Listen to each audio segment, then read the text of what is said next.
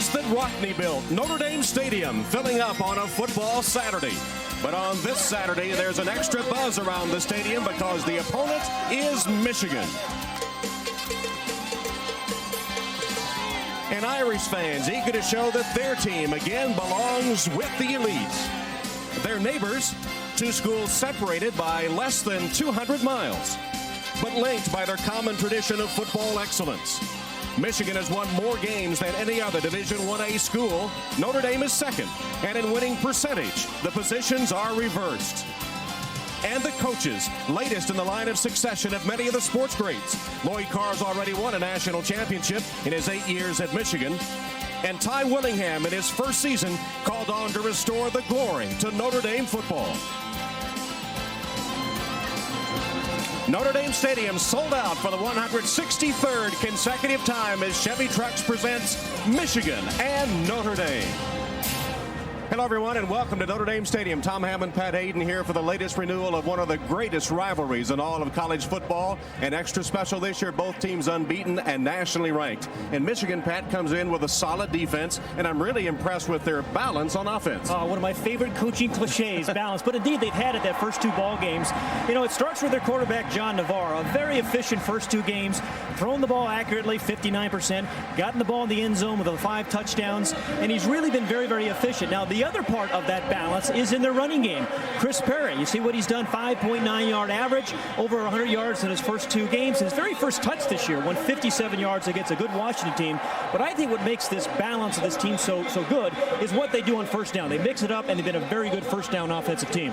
Meanwhile, Notre Dame continues to struggle on offense. They still have not scored an offensive touchdown this season. They're 2-0 because of big plays from their defense and special teams. Pat, what can they do to kickstart the offense? You know, Tom, they play under this catch-all brand name of the West Coast offense, right, but they did not play that last week against Purdue. It was not a West Coast offense. So this week they have to do things a little differently. Starts with Carlisle Holiday, their quarterback. They need to get the ball downfield. They need some plus 25-yard receptions. They're going to throw some deep balls today. Then their wide receivers, Omar Jenkins, Arnez Battle. They need to be thrown to, they need to catch it, and they need to run after the catch. That's the West Coast offense. And then the running game. Ryan Grant here had a nice game running last week, but they didn't get him involved in the passing game. If they do those things, that is the West Coast offense, but they're going to attack a lot more today. All right, Michigan, Notre Dame, say no more. We're back for the opening kickoff after this from your local NBC station. Back at Notre Dame, quickly to the sideline, and Lewis Johnson. Tom, thanks so much. With Lloyd Carr and Coach, one statistic stands out in my mind here as we start this game. You are 42-6 in your tenure at Michigan if you score in the first quarter. How important will it be to strike early on Notre Dame? Well, I'd say it's very important, and of course the crowd here is going to be a tremendous factor, and I think if we can get ahead, certainly we would prefer that because it takes the crowd a little bit out of the game. They are loud now. Good luck, Coach. Thank you. Tom, back up to you. All right, Lewis, on an 85-degree afternoon, Ty Willingham and the Irish will get the ball first. Michigan won the toss and elected to defer to the second half. You ever hear Coach say they want to score last? True. Well, you know, if you score last, you may win. Yeah, don't want to score in that first possession. Philip Brabs set to kick off for Michigan with Duff and Battle deep for Notre Dame.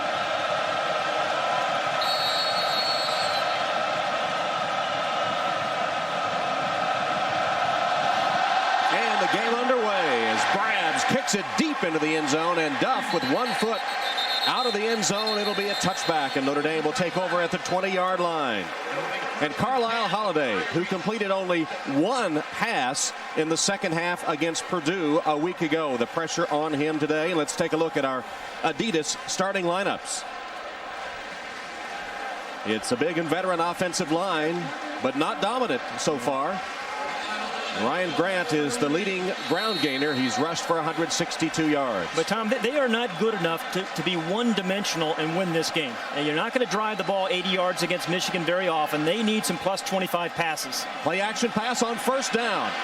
And Carlisle Holiday going deep for Battle, makes a dive incomplete. Battling down the sideline with Marlon Jackson, who is the best cover man in the Michigan defense. Well, that sent a signal, didn't it? I mean, they were very, very conservative last week in their play calling, and they pick on their best defensive corner, Marlon Jackson, the freshman All-American number 3 from Michigan, who has pretty good coverage. And it looked like it might have been a little push there, incidental contact, they call it. And that wasn't pass interference. No, just a little bit overthrown. But again, they need those things. Even if you don't complete those, I mean, you have to play a vertical and a horizontal game. Two tight end formation here. Grant the lone setback on second down. Play action fake and a roll by Holiday. Plenty of time. Man wide open. Stovall's got it. Stovall inside the 40 at Michigan. The freshman Maurice Stovall with his second reception of the season. He goes for 41 yards. Drake and June chasing them. Great play action fake. Draws linebackers up to the line of scrimmage. And when that happens, you have a lot of territory to be able to run behind them. And the crossing route, wide open. Good two play calls, one deep on a go pattern, and then a big crossing route to their freshman Stovall. From the Michigan 39, Notre Dame first down. Offset eye, Lipinski and Grant. First running play, Ryan Grant gets to the outside, turns the corner, got a block on the corner, there's a flag down, it's going to be an illegal block. Inside the 10-yard line, tackle there by Marcus Curry, but it'll be a Notre Dame penalty as Sean Mahan with the illegal block nullifying a 30-yard gain. Right. Mahan sprung him, exactly. And downfield was the block in the back. Yeah, I would think it was McKnight, the freshman wide receiver, who just got cut blocking the defensive back in the back. Okay, three good plays. Right off tackle, good block by Billy Palmer, one of the tight ends. Pops it outside, so deep. Yeah, there's the block by McKnight. On the offense, 10 yards from the spot of the foul. Repeat first down. Dave Whitfuet of the Big Ten is the referee. Yeah, clearly McKnight got him right in the back. But, you know, you like the play calling. You know, they've been playing like the end zone is far away as a balanced budget the first couple of games. But now they got two long passes, one deep one crossing one, then a big off tackle play. Penalties from the spot of the foul, so it's first down and 4 for Notre Dame. Holiday's pass through the hands of Carlos Campbell, who was defended by Marlon Jackson. The Michigan defense, the front four of the Wolverine defense, their coaches tell us could be the difference in this game. And the leader of the defense, Victor Hobson, there he is, number 6. Leader in tackles, the All-American candidate and co-captain of the Wolverines.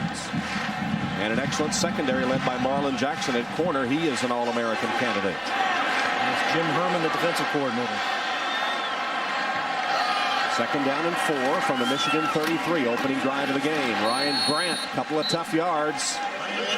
And it is Hoyer and Lazarus, the center of that defensive front for the Wolverines, that stop him after a gain of 2. Yeah, number 97 Lazarus and Hoyer's number 90 does 2 defensive tackles, and they're guys that really, you know, linebackers love those kind of guys because, you know, they play 3 or 4 yards into the backfield. So you'll see those guys push that offensive linebacker. That'd be a good matchup. Those 2 tackles and Jeff Fain, the All-America candidate center for Notre Dame. Even the Michigan coaches were raving about the play of Jeff Fain at center. Third down and 2 for the Irish.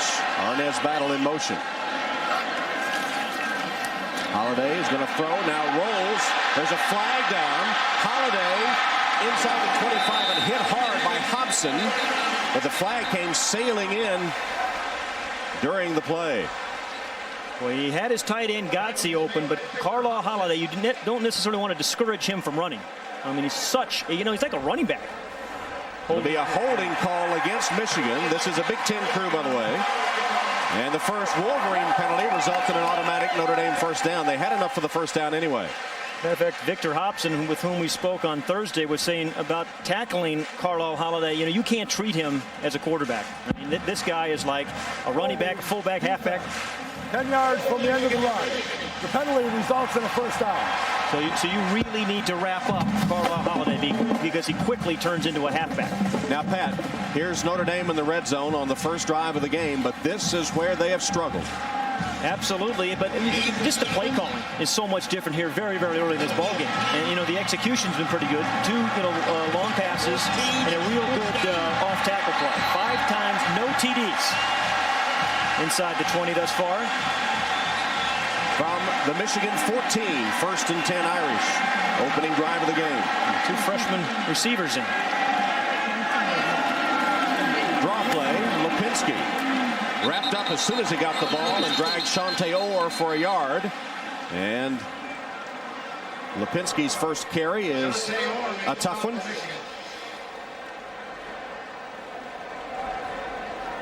Notre Dame's possessions this year still looking for one to result in a touchdown. 25 times they've come up empty. When you talk to the coaching staff, they're so frustrated because they feel they're one block away or one missed assignment away from several touchdowns. But, you know, it's football. You have to execute, and this is the most difficult time because the field's so compressed. If you go back to last season, they've gone 10 quarters without a touchdown. Holiday rolls. Throws. Was it caught or trapped? They gave it to him. It's complete. Complete to Arnaz Battle, who got his hands under it. Defended by June and Reed. They've thrown the ball twice to Arnaz Battle in this opening drive. Last week they threw it once all game. And 0 receptions. Absolutely. And again, although this ball was a little bit low, these are the kind of passes you get to him in stride, and then you let him run after the catch. It's going to be 3rd down and 3 as Holiday took a shot at the end of that play. Lawrence Reed, a very good special teams player as well, smacked him. So here they are on 3rd down in the I formation. Grant the tailback, Lipinski the fullback, 2 tight ends. Holiday's going to keep. Got blockers. Broke 1 tackle, fights to the 1-yard line. It'll be 1st and goal, Notre Dame. Tom Lipinski from his fullback spot, leading the blocking. I tell you, it looked like an old single wing play. I mean, that was a designed run the entire way. Lipinski, good block, but Lawrence Reed, number 56, had a really good shot at him and just ran kind of right by him. This is why he's part quarterback, part halfback, and he's a pretty strong runner as well. Knows exactly where the 1st down marker is, and they keep this drive alive. Is deceptively strong. Yeah. People just kind of bounce off him. 1st and goal at the 2. 3 tight ends, Godsey, Clark, and Palmer. Lipinski and Grant in the backfield. Grant hit and driven back by the Michigan defense. Still fights his way back to the line of scrimmage. But Charles Drake, the strong safety, and then Victor Hobson put the clamps on Ryan Grant. An incredible collision at the line of scrimmage. I think it was the middle linebacker, Carl Diggs, in the lead back. Lipinski and Diggs, and then Grant's got nowhere to go. Hit by Drake, and then Hobson finishes him off. So it's 2nd and goal. Spot the ball at the 1. I got to believe Notre Dame's thinking about 4 downs if they need them. They desperately want to get the ball into this end zone. Again, 3 tight end formation. And pitch the ball to Grant. Lipinski a block, and Grant for the touchdown.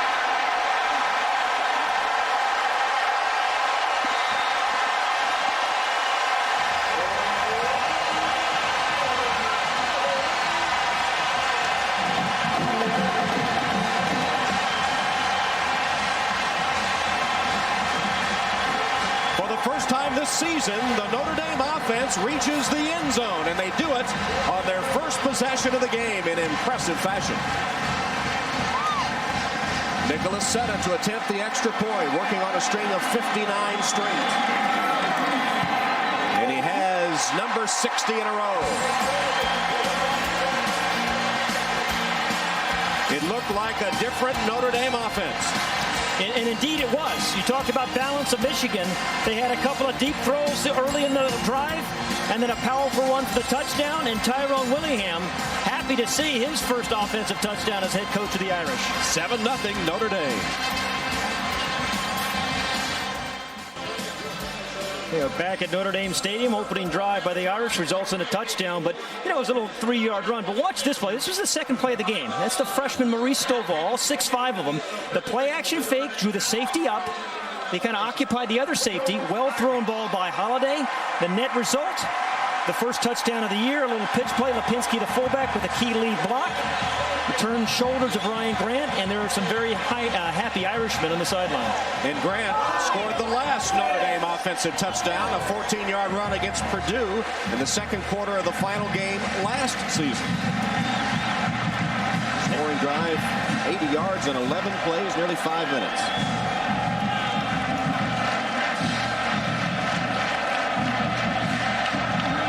Hey, you know, the mixing of balls is so critical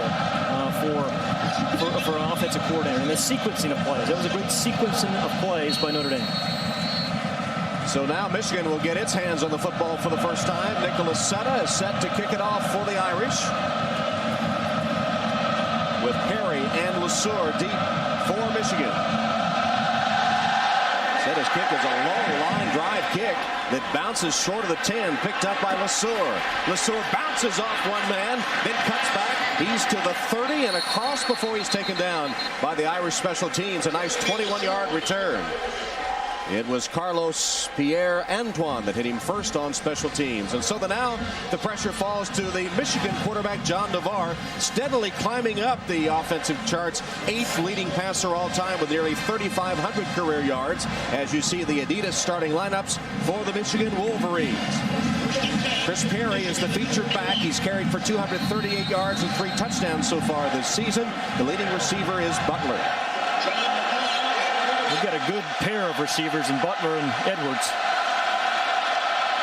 Wolverines with good field position. That's Edwards in motion. Play action fake. Navarre's first pass wide open. Askew the fullback twists away from one tackle, right him down at the 40-yard line. About a 9-yard gain on first down. Vontez Duff finally got big B.J. Askew, 233 pounds, to the turf after he made the reception. You know, he is a really good receiver out of the backfield. I'm talking about B.J. Askew. That's his 9th catch of the year. And oftentimes, as we talked about, Tom, I mean, the defenses just don't seem to pay attention much to fullbacks out in the flat. Saw the graphic. The Notre Dame defense has scored more points than they have allowed so far. Here's Chris Perry. And Perry's first carry of the game results in a Michigan first down. He's close to the 45-yard line. Notre Dame defense has been superb so far this season. Courtney Watson is the new man. He has been sidelined for the first 2 games by a viral infection, but he's back on the field and just made that tackle. Goolsby and Curry join him at linebackers, and of course that secondary, which has been superb. Earl, Sapp, Duff, and Walton. Yeah, Glenn Earl has been a fantastic tackler early in this season. Askew, the fullback, is split wide here.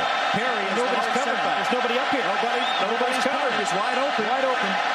Navarre fell down as he got the snap, and the ball was tipped and incomplete. B.J. Askew was split out as a wide receiver on the right, and there was not an Irish defender anywhere near him. Kyle Buttenzak tipped the ball, luckily for the Irish. He's up at the top of the screen. There's no Irish defender. So you see Vontez Duff very, very late trying to get over there. Boy, I tell you, they had, you know, he wasn't even looking over Askew's way, but he had. Wow. You had a big play there. Butler, Edwards, Bellamy, 3 wide receivers as Perry leaves the game. Askew is the setback. Navarre finally just dumps it off to Askew. And the fullback's into Irish territory, then fumbles the ball, and Notre Dame has it. Cedric Hilliard causes the fumble, and the Irish recover. There's Shane Walton, number 42, the guy that had 3 interceptions in game 1. Comes up with his 4th turnover. Good team defense. Clever little throw there by Navarre. Again, Curry, number 49. Yeah, and you're absolutely right. It was Hilliard, a hustling nose tackle that caused the fumble, and the opportunistic Shane Walton there to make a recovery. So a hustling nose guard, an outside linebacker in Curry, and then Shane Walton finishes it off. So the first turnover of the game goes the Irish direction, and they take over at their own 49-yard line. They lead 7-0, just under 8:50 to play in the first quarter. I'm curious to see how aggressive they are in this second series. Mike McNair and Rashawn Powers-Neal, the split backs on first down. Carlisle Holiday, protection breaks down. There is a penalty marker. Wide open is Powers-Neal. Makes the catch and is taken out of bounds by Charles Drake, but will it be a Notre Dame hold? It'll go for 25 yards if it stands. Once again, you just see the strength of Carlisle Holiday. Most guys get bumped like that, they go down. I mean, he's 218 pounds, stands 6'3", and, you know, even though he's on the scrambles this year, for the most part, it's a hold against Notre Dame. He's looking for the receiver rather than just kind of running. The second big gain hurt by penalty. Yeah, the strength of Holiday and patience in the pocket. Offense, 10 yards from the previous Run the spot. check on the backside. First down. Looked like Sean Mahan had the jersey of Lazarus, and that's the holding call. It sets the ball back to the 39-yard line. Holiday's been sharp so far, running and passing. But that one wiped out by the penalty. So first down and 20 now from the 39-yard line of the Irish. A week ago, the Irish tried some screens, had them set up, but just did not execute them well. McNair and Powers-Neal in the eye. Powers-Neal gets the pitch. One-on-one with the corner, beat him to the inside and crosses the 45 to the 46, where he's tackled by Zach Kaufman. Let's go down to Lewis Johnson. All right, Tom, thanks a lot. I'm back behind the Notre Dame bench, and you should have been down here when Notre Dame scored their first offensive touchdown. Players and coaches went absolutely wild. Now, I listened to their offensive coach talk to them as they went back out on the field, and he said, we have to go about and use the exact same type of intimidation we did on the first drive. We've already proved it to ourselves that we can score. Now there's no going backwards, he said. Chance of every time, followed the offense back on the field. Tom? All right, Lewis, 10 quarters is a long dry spell. Holiday's pass, short, intended for Jenkins. He says he caught it, but the official says no. Cato June was defending it. Tom, excuse me. The long passes, which we've seen by Notre Dame thus far this game, those are important to kind of play a vertical game. But it's those short ones, those horizontal ones, I think, that define what everybody calls this Western offense. You can't throw balls like that in the dirt. You get the ball out on the receivers in front of him. You get him on the right hip, so he catches it 5 yards and runs another 10 or 12. If the Irish are going to be successful this year, the little throws by Carlisle Holiday are the key ones, not so much the deep ones. On 3rd and 12, 6 defensive backs for Michigan. Irish trying to overcome a holding penalty after the Michigan turnover. Holiday in trouble, chased but got away. Holiday down the field. He's got a first down, and he's just short of the 35. Caught by the shoetops by Victor Hobson. A 16-yard scramble by Carlisle Holiday. You pick your poison. I mean, last week, Purdue blitzed Notre Dame successfully. Michigan comes in with the same game plan, but this week, Carlisle Holiday is flushing a little bit earlier than he did last week, and he's just a very, very difficult guy to tackle. Lloyd Carr telling us this week that one of the keys for Michigan was to tackle solidly, not hand tackle, arm tackle. They've got to make sure they got the Notre Dame man down, and there was a good example. I think a quarterback, you're going to touch him and he's going to go down. He doesn't. Big advantage in rushing for the Irish, of course, as Grant uses a stiff arm to make the corner and then is undercut by Marcus Curry, knocking him out of bounds after a gain of 4 or 5 yards. Well, that's a good tackle by Marcus Curry. Actually, it was June or Curry. The Michigan secondary is deep and good. They have Zia Combs, who comes in on the nickel situation, who is very capable, and of course Marlon Jackson is the man that draws the most attention. Grant's 5 carries, you see. One of them was the touchdown run. It's 7-0 Irish. 7:20, first quarter. And it's in motion. Holiday blitzed and sacked at the 40 by Lawrence Reed. The redshirt freshman from Pickering, Ohio, came unblocked and took Holiday down. Lawrence Reed, we mentioned him being a great special teams player as well, number 56. But this guy is so quick off the ball. Again, a little delayed blitz, so the back releases that allows Lawrence Reed to come uninhibited.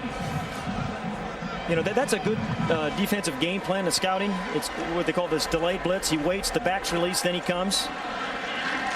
Meanwhile, a key injury perhaps for the Irish as Jeff Fain, their All-American center, limped off the field, replaced by Ryan Scarola, 6'5", 310, a senior from Export, Pennsylvania. There's Fain on the Notre Dame bench. Well, as a quarterback, you always worry about that very first exchange with the new center. And it comes on a critical 3rd and 13.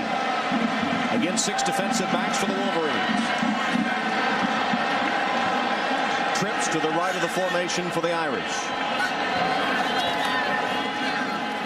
Holiday with plenty of time. Tossing route complete.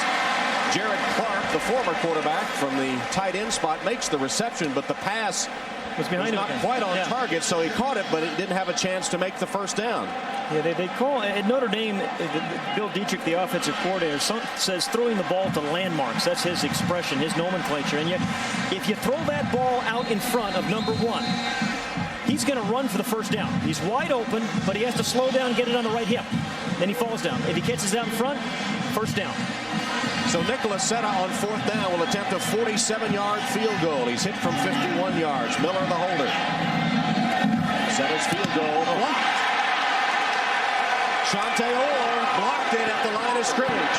This is the 3rd block kick this year for Michigan, and Orr has had 2 of them. Drake picks it up and then loses his footing, but the blocked field goal by Orr shuts off Notre Dame. They're unable to convert the turnover by the Wolverines. Here's the block. He beat Crowther, the center. 7-0 Irish. We'll take over 1st and 10. Back at Notre Dame Stadium, Irish up by 7 still in the first quarter. There's Shante Orr, number 53, who just blocked that field goal. Last week against Western Michigan, went for a punt block and roughed the punter, kept a drive alive. It looked like actually was blocked into this punter, but they did indeed call the penalty. Now, some guys just have a propensity of being able to block kicks. This is the second one. He's right in here, number 53. Watch him come through. And that's just kind of a bull rush right over John Crowther, the center, over the left guard. And those are momentum turners. Really a good play. I mean, this Michigan team has had a history. Last year they blocked 8 kicks, 7 of them punts, and then 3 this year. Jeff Fain just moments ago taken to the Notre Dame locker room, obviously under his own power, but out of the lineup for the moment. Sean Sanderson in at fullback, and the offset eye for Michigan on 1st down. Matt Lenz makes his first appearance at right guard. Edwards the motion man, the handoff is to Chris Perry, and Perry gets about 3 or 4 yards on 1st down. As long as zebras roam the earth, Michigan is going to try to establish the run early in the ballgame. I mean, zebras? Why did you pick out zebra? I thought you were talking about a fish. No. Yeah, this is part of Big Ten football, part of Michigan lore. Lloyd Carr, has embraced the tradition of football at Michigan. He's had a phenomenally successful record, 6 straight January 1st bowls. Nickel defense for Notre Dame. Askew gets the handoff as the lone setback and powers his way about a yard short of the 1st down, tackled by Mike Goolsby. Lloyd Carr mentioned this is his 23rd year in Michigan, and 8th as the head coach, but quite a resume. Overall record, 3 Big Ten championships, 7 bowl games. 6 of those, as I said, January 1st bowls in a row, and a national championship. Perry gets away from one man in the backfield and then is unable to get back to the line of scrimmage. Big play by the Notre Dame defense. Jerome Sapp was the man that got penetration. Dave Pearson, the center, lost his helmet for Michigan.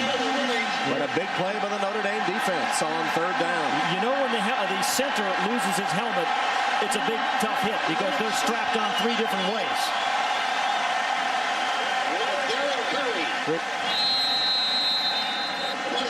So on 4th down, Adam Finley will punt for Michigan for the first time. And the dangerous Tez Duff is deep for Notre Dame. Line drive kick. Duff takes it at about the 18-yard line. Looks for a block. Collides with one man, then is taken down. Good special teams coverage by the Wolverines. Only a 7-yard return after the punt covered 46 yards. Dubek was the man that made the tackle on special teams.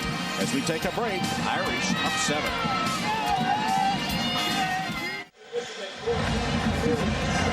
Everybody gets in the mood when it's Notre Dame, Michigan. Either that or the fish was bad. I don't know. They're kind of green there. I love that photosynthesis.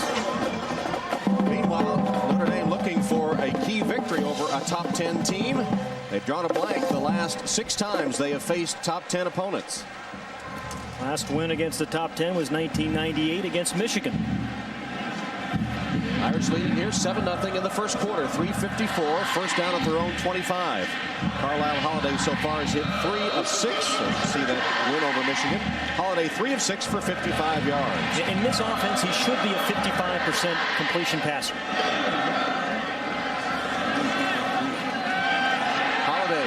steps away from the rush. Flags down. Could be another hold as he is taken to the turf at the 26 by Larry Stevens. Yeah, there were several flags. Easy call. So Notre Dame holding again. The Irish playing without their All-American center Jeff Fain, who's been taken to the locker room and replaced by Ryan Scarola, 6'5", 310 senior from Export, Pennsylvania. During the play, holding offense, 10 yards from the previous spot, repeat first down. You know, this is a new offense for the offensive linemen too. Yeah, right back here. Yeah, it's the old takedown. And you know, offensive linemen, these offensive linemen have been used to kind of running the football, grinding out, playing option football. So just like quarterbacks and wide receivers are getting used to this West Coast offense, so are the offensive linemen. Last time that Notre Dame tried to dig itself out of a penalty, they had a field goal blocked. They did nothing on first down. Powers Neal able to fall forward maybe for a yard. Larry Stevens and Sean Lazarus just met him right at the line of scrimmage. And Cato June, the free safety, in there as well. Another Irish player down. That's Powers Neal.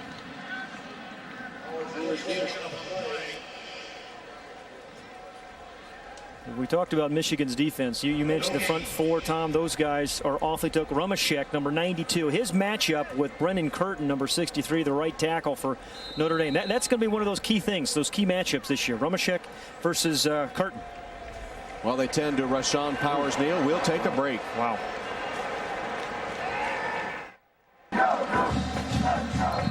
Notre Dame leads Michigan 7-0. Rashawn Powers Neal on the bench there, rubber-legged as he came off the field. But in the meantime, the Irish have gotten Jeff Fain back. Fain, who went to the locker room, back on the field at his normal center spot. 6 defensive backs here on 2nd and 20.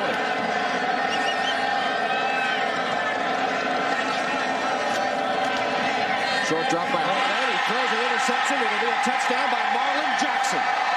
Jackson stepped right into the passing lane. Holiday never saw him, and Jackson waltzes into the end zone for the Michigan touchdown. Oh boy, Carlisle Holiday really locked into that receiver, Tom. And that you just can't do that against Marlon Jackson. Playing zone, he wasn't a bump and run, so he was watching the quarterback. Had plenty of room to see it, and then he just drove. And did you see him just kind of swallow that ball? Boyd Clark told us yesterday that he thought about playing him on offense because he maybe had receiver. And tying the extra point will be Troy Nienberg. The kicking game has been a problem. Brabs has been a kicker and hit the winning field goal against Washington. Nienberg getting the chance here for the extra point. He already had hit 2 extra points this season and now is 3 for 3. Marlon Jackson. And fantastic, really, anticipation by Marlon Jackson. Now watch, he's locked to his right the entire way. And just way too much time for Jackson just to kind of step up in the zone. You know, in man for man, maybe you can lock on a little bit more. But not when you have a guy of his talent. And then terrific reception by him. Just kind of swaddled that ball into the end zone. He's going to be on the left of the screen. Locked in. Here he is. Good defensive game plan on that 3rd and long. Right in here. He's watching. Sees the slant. Took away the inside guy first. So he really took away 2 receivers. Took away the inside slot guy and then jumped on the slant.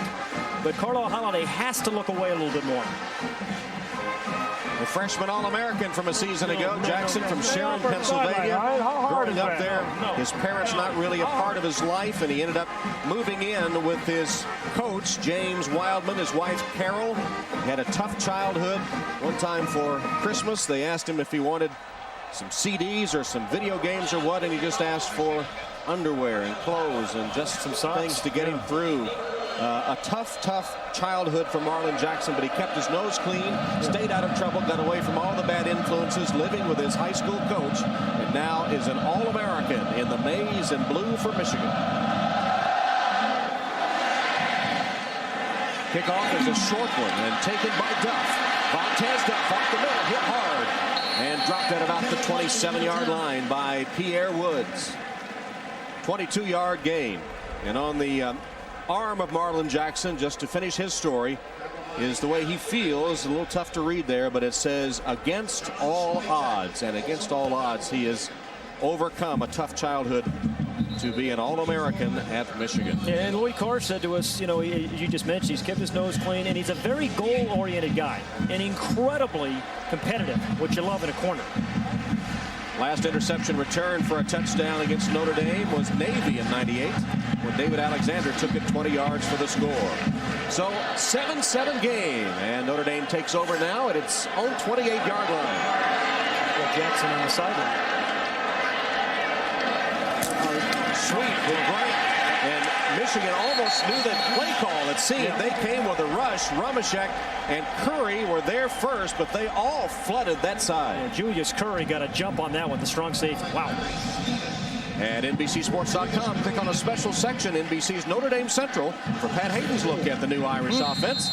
Also check out complete coverage of today's game, including video highlights at NBCSports.com. Was that a look after the Maryland game or after the Purdue game? I actually, you know, called the plays for this first drive.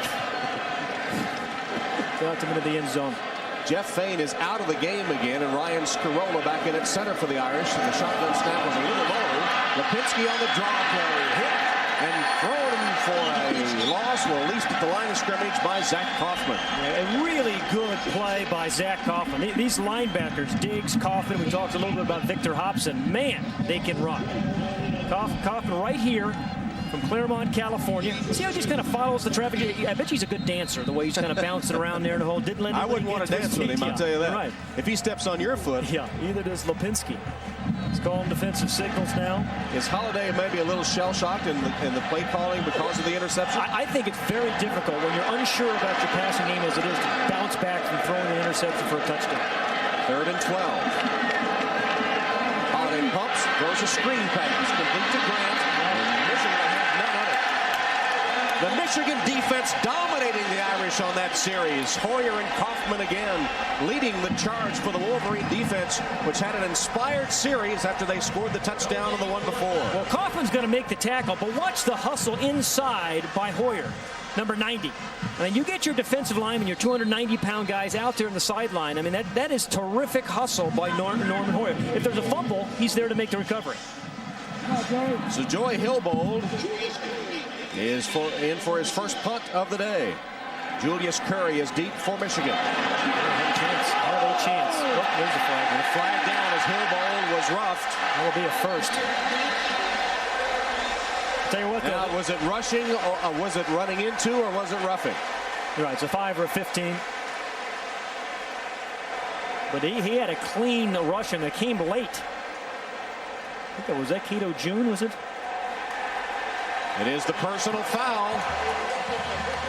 Lasser, I guess number 21, who came off the corner. You know, he was at first guarding the off the right corner, number 21, Lasser. There he is at the top of the screen, other side. Yeah, and when Hilbold had his leg up and kicking, he bent it all the way behind him. Nice Lawrence Olivier, though. Did you see? Defense, 15 yards, clear spot, automatic first down. That's the right call. But he bounced up there, as I said, he gave him the Emmy. Yeah, it's didn't hurt much. Soon in Hollywood, Joey Hilbold. Anyway, that's 2 weeks in a row now. The special teams of Michigan have done that. So Lasser guilty of roughing the kicker, 15-yard penalty. The Irish had it 4th and 12. So the 15-yard penalty gives them a first down at their own 40. Jim Molinaro in at right tackle, replacing Brennan Curtin for the Irish. Short drop, Holiday. Pass caught by Jenkins. It'll be good for about 7 yards on a first down pass. Charles Drake made the tackle for Michigan. You know, Omar Jenkins, when you read all the articles about him, you talk to Omar Jenkins, you talk to coach, he says dependable. And I think a lot of receivers resent that adjective, but he is. You know when you throw it, you give him a chance, he's going to catch it. He got about 3 or 4 extra yards after that catch. There's nothing wrong with being dependable. You need receivers like that, and Omar Jenkins provides that role for the Irish. Final seconds of the first quarter. And the first quarter is over with Notre Dame and Michigan tied at the end of one at Notre Dame Stadium. Notre Dame 7, Michigan 7. We'll be back after these messages from your local NBC station.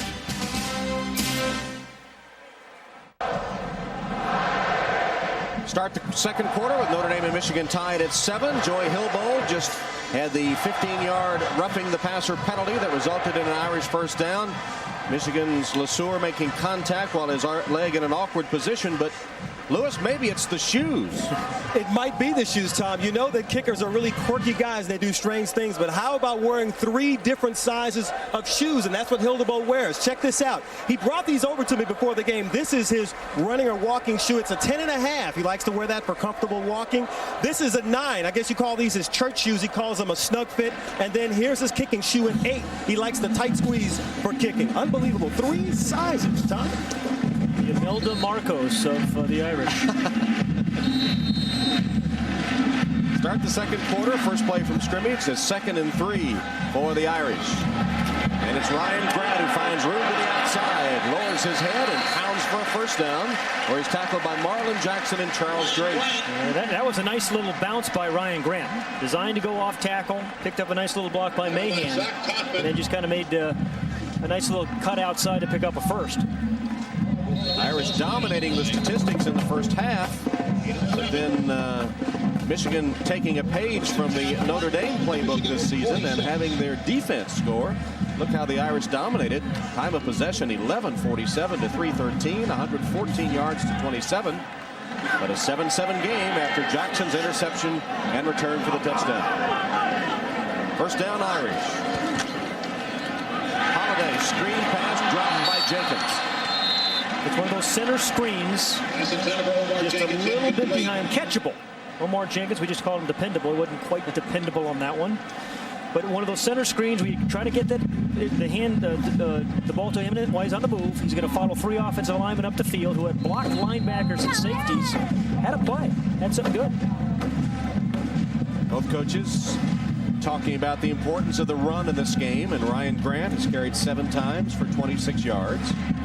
Just want you on here, Coach, to say, I don't care about the run. I just want to stop the pass. Use the pass to set up the run. Exactly.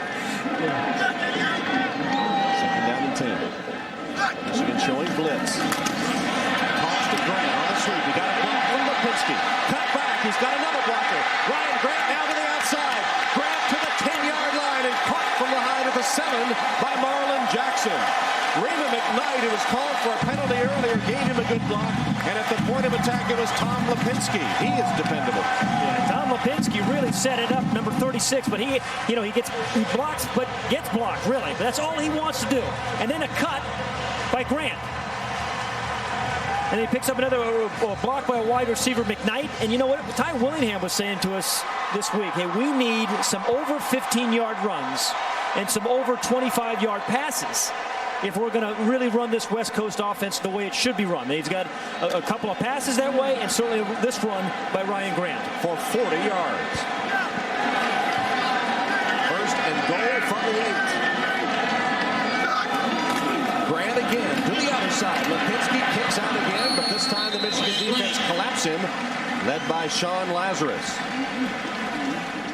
Sean Lazarus is one of those tackles we talked about, and he's got a lot of hobbies. Talk about guys who have hobbies. Sean Lazarus is one of those guys. Looking through the guide, he liked. I don't know how he has time to go to school, actually. There he is. He got snow skiing, jet skiing, 4-wheeling, fishing, hunting, traveling, mountain biking, rollerblade. He just needs shark tagging to be added in there. Do you think he gets the class? Sean looks like he could take on a shark single-handedly. Second and goal from the 6. Again, the eye with Grant, the tailback. He is on the pitch. Fumbled into the end zone, and it'll be a touchback. Michigan ball. No touchdown. I mean, the issue is they didn't cross the plane. It looked like he didn't have possession as he was going across the very first part of that white chalk. Zia Combs, the sophomore from Lexington, Kentucky, recovers it in the end zone. Knew you'd get that Lexington in there. Automatic. Let's see. Did he have possession when he broke the plane? These Michigan guys hit you. No, it's out. Yeah, it's out. Well, yeah, that's an easy call. Not even close. He fumbled that thing on about the 2-yard line. Good defense again by Michigan. That was Carl Diggs that caused the fumble. Well, that wasn't really that hard hit. I mean, you need better ball security in there. So Michigan takes the Irish turnover that nullifies a touchdown. Navarre with a play-action fake and all day to throw. Finds his tight end, and Joffrey makes the catch. Just short of the first down sticks. Navarro's pass. Hoyt and Walton combined to get him down, but a good gain on first down for the Wolverines. The Wolverines have a chance of being a much better offense than they were a year ago, and they struggled at the end of the year last year, particularly in the bowl game against Tennessee. And the reason I think their offensive line has done a really nice job this early in the season. You saw great pass protection for Navarro there, allowed him to really dump the ball off to his third receiver. So the Irish have doubled their turnovers here in the first half. They've got Askew split out wide to right. This time he's covered. No backs. Empty backfield. Navarro short drop. Pass deflected and falls incomplete. It was Derek Curry that deflected it from his outside linebacker spot. Butler, the intended receiver. Derek Curry right down here. Again, when you see the offensive quick set by the offensive lineman, you know it's going to be a quick pass. You get your hands up, and sometimes you knock them down. It'll be 3rd down and 2. Wolverines are going to come out with a 3 wide receiver set. Butler, Edwards, and Bellamy. Askew the lone setback. Edwards in motion. Navarro under pressure. Throws complete. Caught by Edwards. Edwards to the 45 to midfield and is taken down at the Irish 45 by Sapp and Earl. 27-yard gain. And what a nice move by Braylon Edwards. It looked like he was going to run a crossing route, and then he just stopped and goes back across the field. And he's one-on-one this time with Jerome Sapp. Ordinarily, the Irish play zone. This time they're playing man. And that's because they blitz. Wow, that'll hurt your applesauce out of your Adam's apple. But watch here. See how he goes back out? He thinks that he's going in, goes back out, and then the whole time Sapp is chasing. Good call. Good execution. First down Wolverines at the Irish 45. Joffrey is the motion man here. Resets. Handoff to Askew. B.J. Askew keeping his balance. Gets about 3 yards on a first down run. Lloyd Carr was talking to us about B.J. Askew this week, and he was saying, well, this is a guy that, has a new role. Wanted to be the featured tailback in this Michigan offense, but he's kind of adjusted to his role as a fullback. Very good receiver, good runner, and a pretty good lead blocker as well. Near the conclusion of today's game, we'll select a Chevrolet player of the game from each team. Chevrolet will make a $1,000 contribution to each university's general scholarship fund. 2nd down, 7. Navarro goes deep for Edwards. And too deep. Incomplete. Covered by Vontez Duff. But that's okay. I think you need to take some shots against these Notre Dame corners, Duff and Shane Walton, both of whom have played very well this year, but they like to squat. Vontez Duff and Shane Walton like to settle in at about 12 yards, and you gotta do this once in a while. Good coverage there by Duff, but off of that, now you can run those outs and comebacks and crossing routes. Navarro this season has thrown 5 touchdowns and only 2 interceptions. Was plagued by interceptions the end of last season. He's 4 of 7, 50 yards thus far in the game. 3rd down and 7. And he's getting good protection. Again. And all the time in the world, it throws it too high for Edwards. Duff was with him, but Edwards, had the ball been on target, would have had a first down. And Braylon Edwards is 6'3", and great protection. That's one he should have had. I mean, he should have thrown the ball better to Edwards.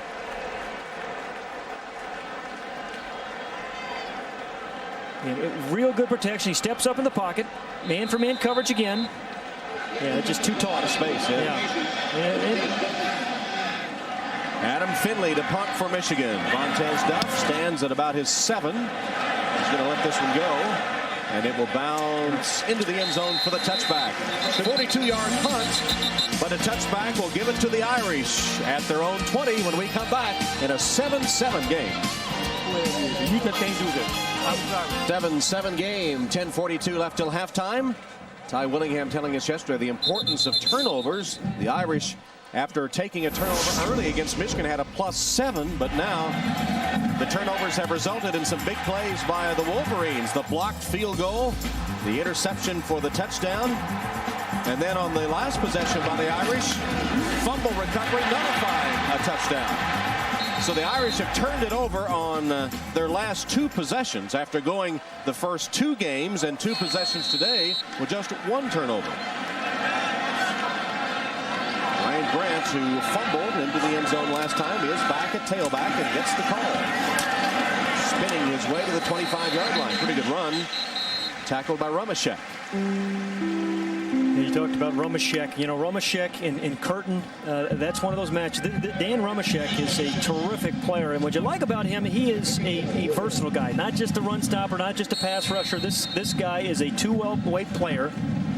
Had a couple of sacks a week ago against Washington, but can stuff the run. A lot of guys are one-dimensional. He's not. You see what Cal is doing to Michigan State, Notre Dame's opponent next week. Cal's a pretty good ball team. You know, they were 2-0 coming into today's game. Carlisle Holiday rolling to his right. Attacked and sacked back at the 20-yard line. Romashek got him. You better keep blocking him. He was blocked for a while, but you better stay on your block of Dan Romashek. Hoffman was back there too. And, you know, it looks like he is blocked early here, which he is, by Ryan Grant. And Ryan Grant expected the ball to be gone by then. Romashek just kind of keeps hustling. Bounces off the tackle, Molinero, and then past the back. So two guys he got through to make the sack. It's good hustle. So the loss in the play puts the ball all the way back to the 20, where it's 3rd down and 10 from the shotgun. Holiday blitzed and sacked. He lost the football. And Michigan's got it. Marlon Jackson, number 3. The same guy had the interception. This is a good defensive team and a good defensive game plan. And they've caused 3 straight Notre Dame turnovers. And you can't simulate this kind of stuff in practice. You know, you practice blitz pickups, but guy comes clean like that, and I don't care how strong your quarterback is, the ball's going to come out. And there's Jackson, and Hoyer recovers the ball. And the good design, I think, about it, Tom, is that they set it up for him to blitz from the backside, the blind side, so the quarterback's not going to see him. Good design. So from the 16, Michigan with a 1st down, trying to take advantage of another turnover. It's the reverse. Edwards hit by one man in the backfield and then dropped. Campbell hitting first, and then Courtney Watson put the finish on him. Courtney Watson did get the tackle, but it was really set up by Campbell inside here. Here's the reverse. He's going to go this way. But watch Campbell, number 60, on the inside. And then Watson stays at home. Yeah, they had something set up here if Watson had kind of wandered over to the left side, but he stayed right where he was supposed to. Loss of 9, 2nd down 19. The ball back at the Irish 25. Nickel defense for Notre Dame. Wolverines have been a good screen team over the last 4 or 5 years. Short route on the slant. It's complete to the 15-yard line. Caught by Butler. Tackled by Preston Jackson. Glenn Earl got a piece too. Tom, Tyrese Butler, number 9, may have had the biggest play for the Michigan team, well, certainly this season, but maybe as the season goes along, as he catches that slant pass. When he recovered on the 4th down pass against Washington, the fumble by Edwards. Edwards thought it was an incomplete pass, but a hustling Tyrese Butler ran over, jumped on it, and that allowed them to kick the winning field goal. 3rd down and 8 from the Irish 14.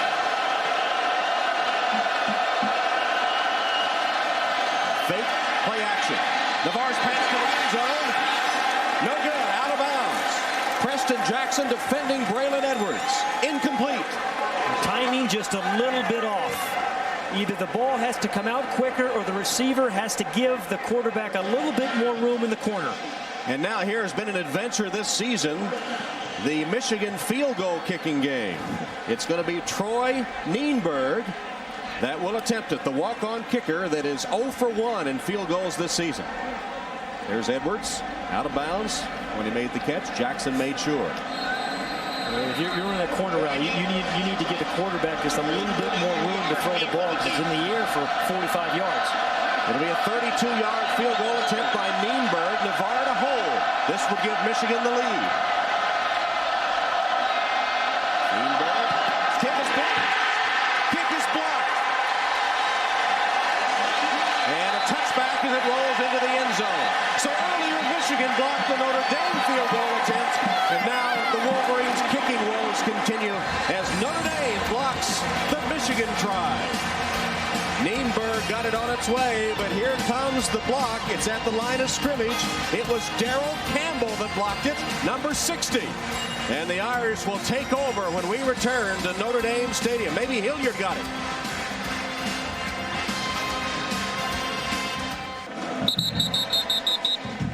7-7 game after Carlisle Holiday fumbled, presented Michigan with a great opportunity. There's the fumble. And then Cedric Hilliard blocks the Nienberg field goal attempt. And Michigan just 1 of 7 in field goals this season. Oh boy, the center for Michigan just got killed on that. Goes Scroy, their snapper. Now Notre Dame has turned it over 3 straight possessions. They begin at their 20. Hand it to Ryan Grant. It's not Grant, it's Marcus Wilson, who has been injured, and we didn't know if he was going to play or not. But Marcus Wilson gets his 3rd carry of the season. He's had an ankle injury. Well, you know, Powers Neal, we saw him get hurt, and then Grant fumbled once. So I mean, they're going to have to give somebody, give Grant a break with somebody. So they bring off Wilson off the bench, who was not supposed to play. I'm wondering about the psyche of Carlisle Holiday now, after having 1 intercepted for a touchdown, and then as he was trying to pass, having the ball knocked loose, losing a fumble. I think you have to try to manufacture some confidence if you can on first down, throw some short passes. Last week they threw 4 passes to the tight ends. We haven't seen one today. I guess Clark caught one. And Holiday, looking at the play clock down to 1 second, takes Notre Dame's first timeout of the half.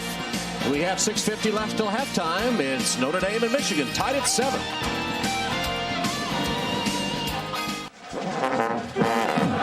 Michigan band playing the victors. 2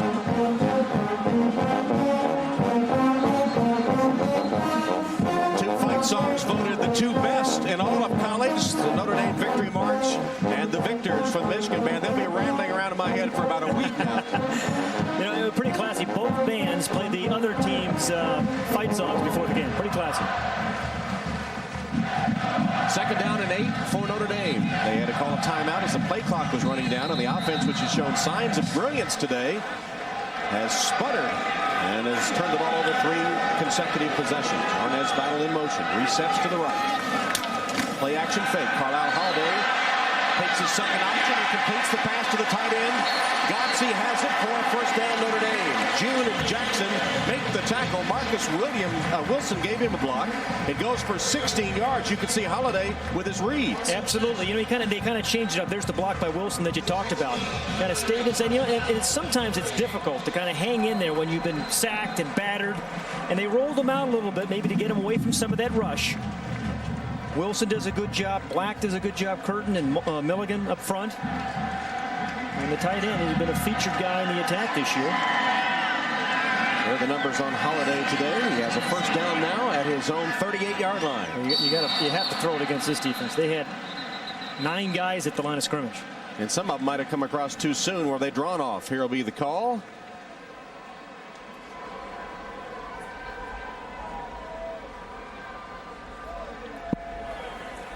Prior to the snap, false start, offense, 5 yards. The down remains first. Not only turnovers, but penalties have hurt the Irish today.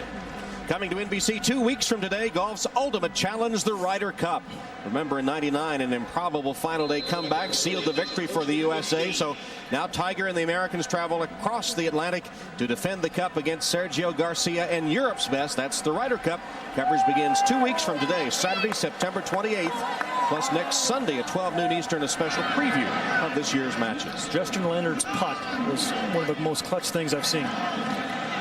Play action fake. Holiday stands in the pocket and whips it downfield for Battle. But the pass leads him out of bounds, and Curry was right with him. You know, they've got to get Arnaz Battle into the game. They've thrown 2 deep balls to him. Maybe try to cross, those little short little crossing routes or slants, get him a chance to run. On these deep balls, good defense by Curry, who kind of really cuts the field down. But you've got to keep these balls inbounds. Obviously you can't catch anything out of bounds, so you got to give your receiver a chance. Throw it inbounds, let him go up and out jump the defender. They've gone deep to him twice, as you said, but officially just 1 catch for 5 yards. 4 hurries and a knockdown, plus the 3 sacks against Carlisle Holiday. Hobson hit him pretty good after he released that one. Hobson's going to hit a lot of people pretty good. Down at 15, they'll run it with Grant. Ryan Grant to the 41-yard line. It'll be 3rd and long for the Irish. Tackle that time made by Larry Stevens and Lawrence Reed. Ticking down toward 5.5 minutes. Ty Willingham's offense finally scoring. Looked like they were going to score again, but Grant fumbled into the end zone. And in the meantime, Carlisle Holiday threw an interception for a Michigan touchdown. The Michigan defender, even if it's 3rd and 8, you're obviously defending the pass, but you've got to watch out for Holiday and a quarterback draw. 6 defensive backs.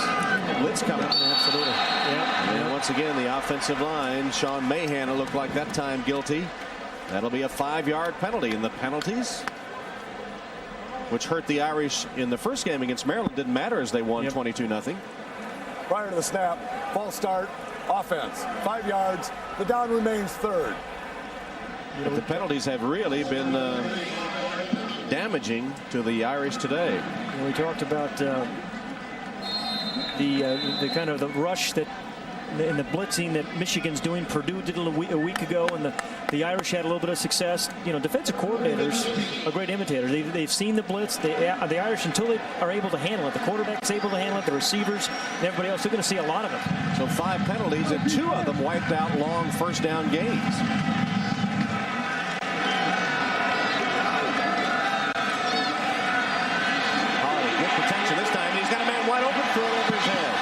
It was Omar Jenkins running free down the center of the field.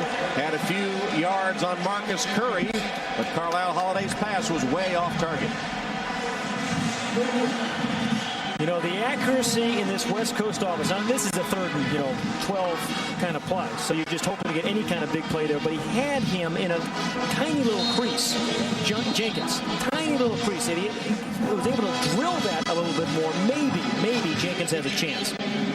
Joy Hilbold will punt to Julius Curry.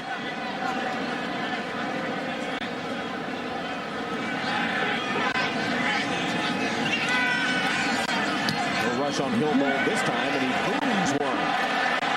Curry fields it. There's a flag down. Curry takes it at the 15-yard line and is buried by the Irish special teams. 8-yard return after the punt by Hilbold, covered 49 yards. Penalty appears to be against Michigan. That is Julius Curry. His brother plays corner, Marcus, right?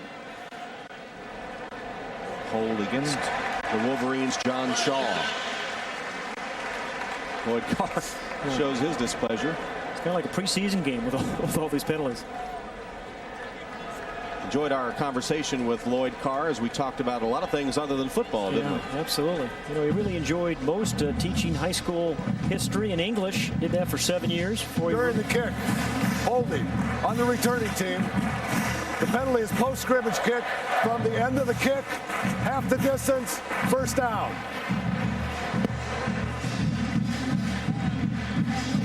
Lloyd Carr telling us he just finished reading a trilogy on Lyndon Johnson. He had no interest in Lyndon Johnson until he read the books and said they were fascinating. Talked to us about his trip to Normandy to see the battlefields. And now after the penalty, Carr not happy with the step off because the ball is going to be placed down at the 6-yard line.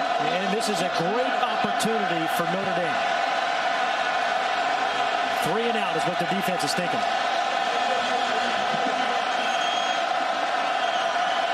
Askew and Perry lined up in the I formation, now split. Navarre under center from the 6. Joffrey in motion. Fumble the snap, there's a penalty marker down. Navarre fell on it. His exchange with his center Dave Pearson. Ball on the ground, he recovered, but a penalty marker came in too. Prior to snap, false start, offense. Half the distance, the down remains first. Well, that'll get the crowd in. They're near the student section. So put the ball back on the 3-yard line where it'll be first down and 13. 4.5 minutes to play first half, 7-7 game. Yeah, and if you're a quarterback on the road, here's where you're very, very careful. Avoid the sack and be careful with any throw. He's going to throw from his end zone after the play-action fake. He's got all afternoon to throw, and the pass is incomplete, intended for Edwards, who was triple covered. That was a one-man route. You're right. It was a one-man route. Edwards on the crossing route, hoping to get linebackers and safeties up. Again, you got good protection because everybody else is staying in. But there were 3 blue jerseys around. Almost got a ricochet. Yeah. One guy out, and looked like downtown Shanghai back there with so many people around the ball. You've been to Shanghai? Soon. Second down, 13 from the 3. This time around to Perry. Chris Perry twisted down by Mike Goolsby. Got a couple of yards. We haven't called Goolsby's name much. Middle linebacker for Notre Dame, who's played well in the first 2 ball games. And if you're going to be a middle linebacker, these are the kind of games you love. Playing against a Big Ten team that likes to power the ball. Former Football American at Joliet, Illinois Catholic High School, and the leading tackler for the Irish through the first 2 games. Michigan has been held to 19 yards rushing by the Notre Dame defense, and the Irish have amassed 112, but we're tied at 7. 6 defensive backs here, 3rd down and 9.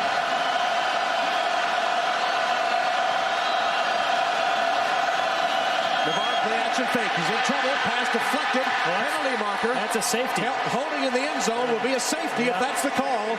It was Justin Tuck on the rush, and Courtney Morgan apparently grabbed him. It would be a safety. It will be a safety. 2 points for Notre Dame if that's the call. During the play, holding offense. The penalty was in the end zone, results in a safety.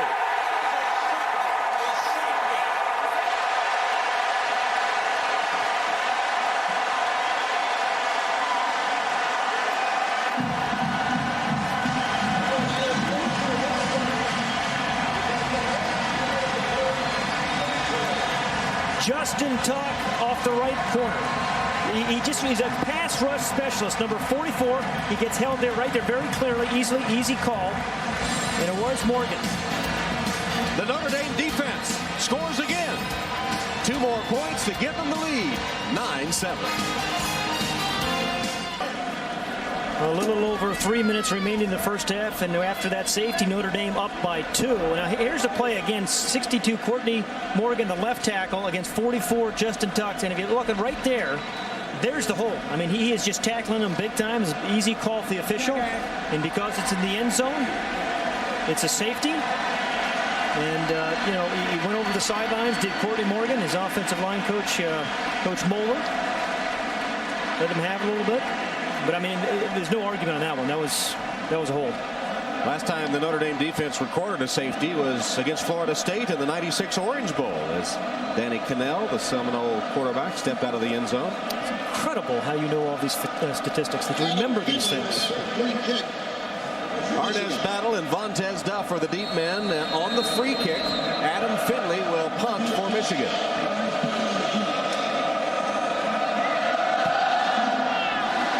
High but short, taken by Arnaz Battle at the 29-yard line.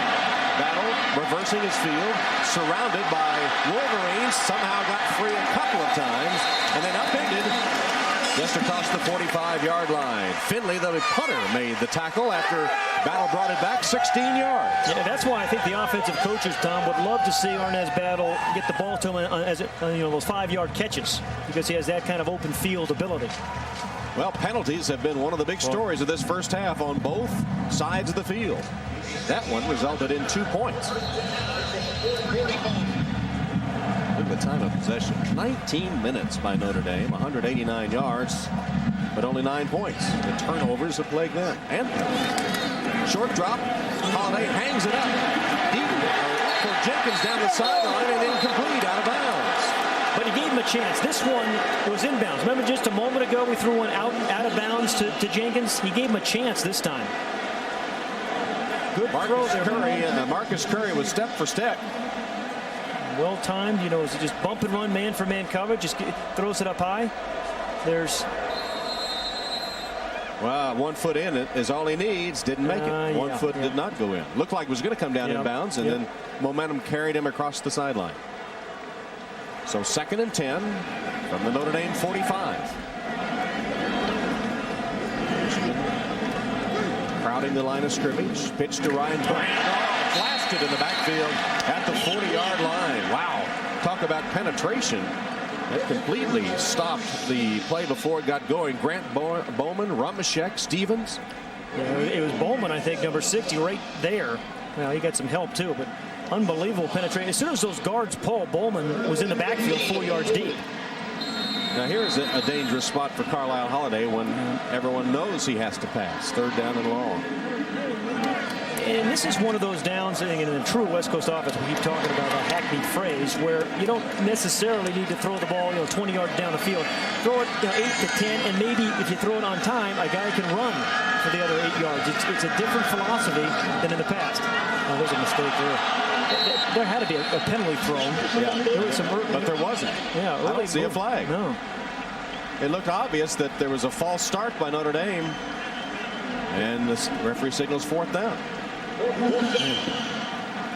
Well, it's beginning to look more and more like a Ivy League game here. No, they don't make those kind of mistakes. Yeah, usually. And it will be Julius Curry awaiting the Hillbold punt. Yeah, the quarterback moved. The offensive lineman didn't move, but Holiday moved early. Inside 2 minutes to play in the first half, and the Irish up by 2. Pressure on Hillbold. He got it away. Curry will field it at the 19-yard line. And dropped. Beautiful downfield special teams coverage that time by Derek Curry.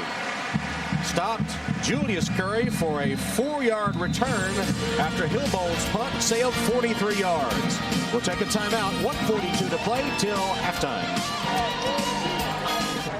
Tom Hammond, Pat Hayden, Lewis Johnson at Notre Dame Stadium. 9-7 game. Irish lead with 1:42 till halftime.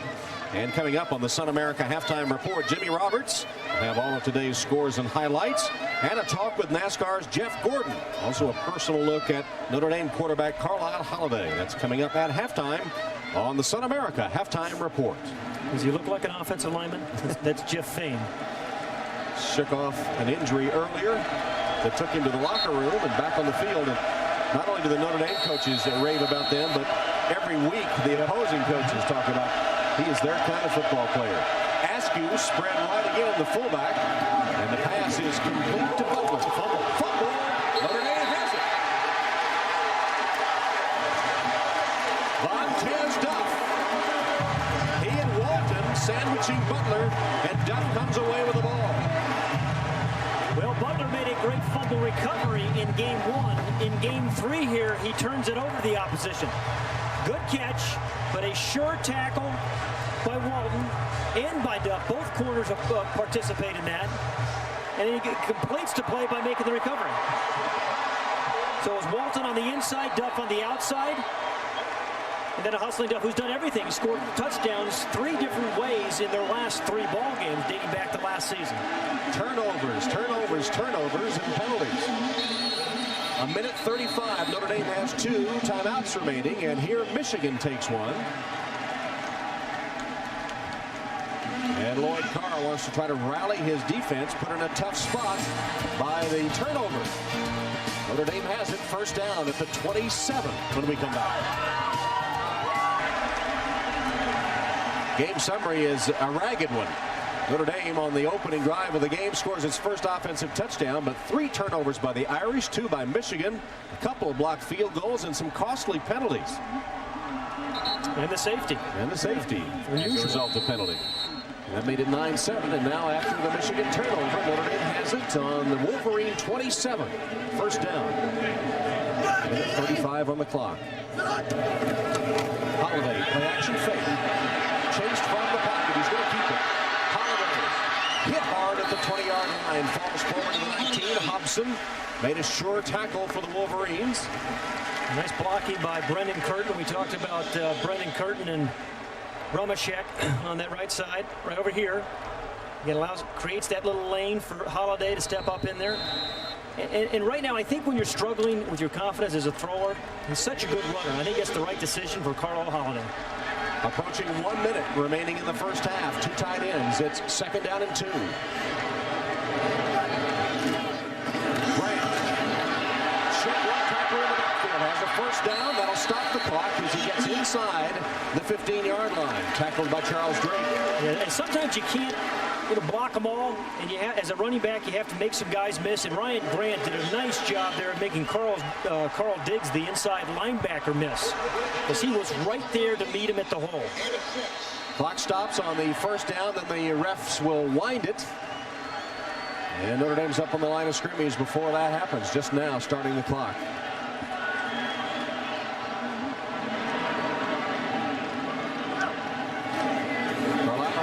Short drop, sack at the 20-yard line by Hobson, and he hit him hard.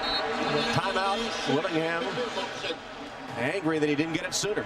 Victor Hobson is a real player, isn't he? I mean, he came into this game doing everything for this team. In the first 2 games, he had 11 tackles, he had a sack, he had a fumble recovery, he had an interception. And here he is, number 6, right in the middle of your screen. And Carlisle sees him. That's how good a tackler he is. Coaches were talking about how long his arms are, and you can be 5 yards away from him, and Victor Hobson's still going to make the play. Hobson in his 3rd year as a starter, a 5th-year senior. He's from Mount Laurel, New Jersey, and was 2nd-team All-Big Ten a season ago when he had 80 tackles and 5 sacks. From St. Joseph's Prep in the Philadelphia area in Pennsylvania, where he was a Prep All-American and All-Stater. No more for Crew at St. Joe's Prep than football, but Victor Hobson is an awfully good player. Came into this season with 189 tackles and 10 sacks to his credit. Carlisle Holiday maybe cut his hand on that last sack by Hobson. The situation is this: with 33 seconds left, Notre Dame will have it 2nd and 16 from the Michigan 19-yard line and 1 timeout left. One thing Notre Dame has just not been able to solve the last 2 ball games, Tom, and that is the blitz. They've not handled the blitz well. And it's a well-designed defensive blitz this week by Jim Herman's, the defensive coordinator's team, because most of them are coming from Holiday's backside. Can't see it, although that time Hobson went right in the eyes of Holiday. The whole team was over on the sideline for the play call. Here it is, 2nd down, 16. Holiday with a roll. Man in his face, he lets it come. In the end zone and a flag. Omar Jenkins taken down by Marlon Jackson in the end zone. Now, a lot of times they call that incidental contact when you get tripped up. It looked like their feet got caught, but clearly they're going to call that pass interference on Marlon Jackson. Right here. I think that's incidental contact. I mean, that's the way they generally call it. Tough call against the Wolverines, as Jackson and Jenkins have their feet tangled up. And here again. In the pros, sometimes you see these things overruled. I don't see it much in college. And they're not. They're going to call pass interference.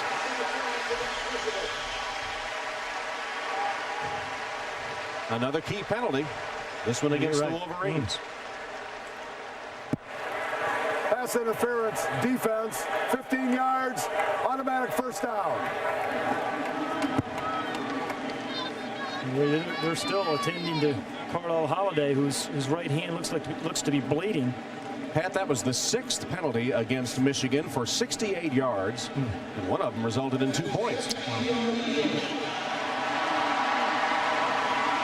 Notre Dame only has 1 timeout left and 28 seconds as the ball is placed down at about the 3-yard line. What do you do here, run or pass? Well, I think you run it. You still have a timeout remaining. You have 28 seconds. Actually, get Carlisle Holiday to the corner because you can run or pass. We've talked about him being like a halfback. I'd give him a chance to throw it or run it. 28 seconds, you can get 2 or 3 runs off if you want and still use a timeout. Notre Dame has 11 first downs to only 2 for Michigan. Players were asking the crowd to keep it quiet. Play clock. They have to use that last timeout before they get the playoff. That is a huge mistake. Yeah, that is a terrible use of the last timeout. Boy, now you're limited. Your options are much more limited. I mean, they could have run the ball maybe once or twice, then used that timeout. For 2 ranked teams, this has been a first half with a ton of mistakes. And coming to NBC Tuesdays this fall after Frasier, it's NBC's newest comedy, Hidden Hills. Just like your life, only funnier. Hidden Hills premieres a week from Tuesday on NBC. No, I've hung out enough with you to know that your life is pretty funny. Pretty funny. A laugh a minute. That's what Time Zone says. Well, Tyrone Willingham has to be, he should be upset with having to burn that last time. Those things are so precious. And of all the things I see in football and college and pro, I think misuse of timeouts, teams just don't seem to handle those well. And one thing for sure, you've got to come away with some points here. Right. It would be a tremendous setback if presented this opportunity by Michigan turnovers and penalties if Notre Dame does not get some points. Now, again, I think what they're telling their defense is, hey, play wide, because I think they're expecting Holiday on some sort of option, run-pass option. And so he's talking to Rumashek, his defensive end, make sure if he comes to your side, stay wide, force him inside to all the traffic. But now no timeouts. And only 28 seconds. 3 wide receivers, Battle, Stovall, Jenkins. Holiday, quarterback draw. Hit hard. Did he make the end zone? Yes. Touchdown, Notre Dame.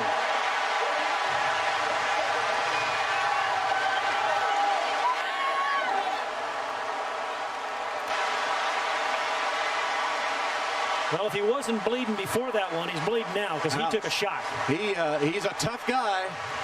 Don't be fooled by that QB next to his name, because he is a tough guy, and he took a beating that series. Here's the swinging gate extra point. Seta will attempt the extra point, but they line up and then swing the way over, hoping to catch the defense off guard and maybe go for 2.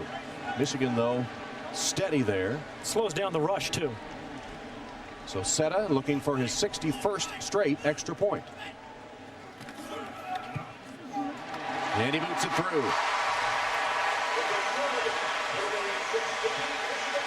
So Notre Dame gets the Michigan turnover, a big penalty in the interference in the end zone, and then Carlisle Holiday 1st and goal from the 3 with the quarterback draw and hit at about the 1-yard line, and somehow powered his way in.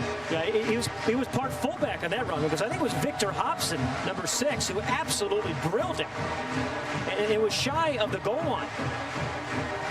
He's going to dream about Victor for a few days, isn't he? Absolutely, man. But you know what? In the West Coast offense, you don't want your quarterback doing that too much. That really set it up. Here's the incidental contact. They call pass interference, and it set up the play. And even after they used a timeout inappropriately, they call the quarterback draw, and Carlisle Holiday turns his 7 into a 30, like a fullback, 35 or something. So now 23 seconds on the clock. Jeremy LeSueur and Chris Perry are the deep men for the set of kickoff. They grow them young here in Irish land.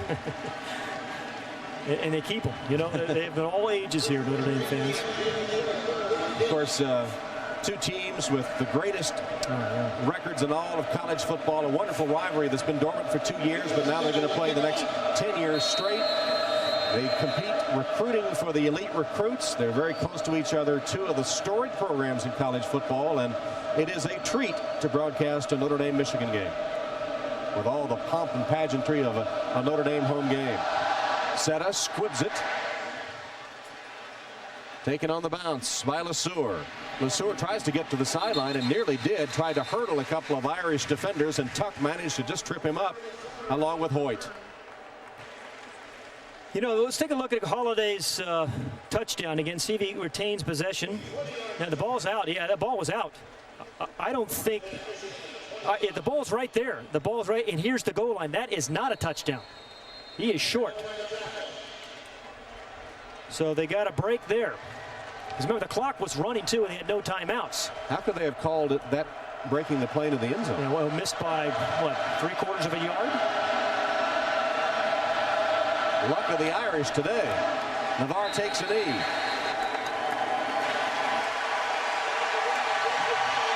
And the final seconds will tick away to end a bizarre first half. The Michigan offense just 2 first downs and less than 8 minutes of possession in that first half, marred by penalties and turnovers, and yet it's still a game. Wolverines into the tunnel first. The Irish will follow. And at halftime, Notre Dame leads Michigan 16-7. Now let's send you to our New York studios and join Jimmy Roberts for the Sun America Halftime Report.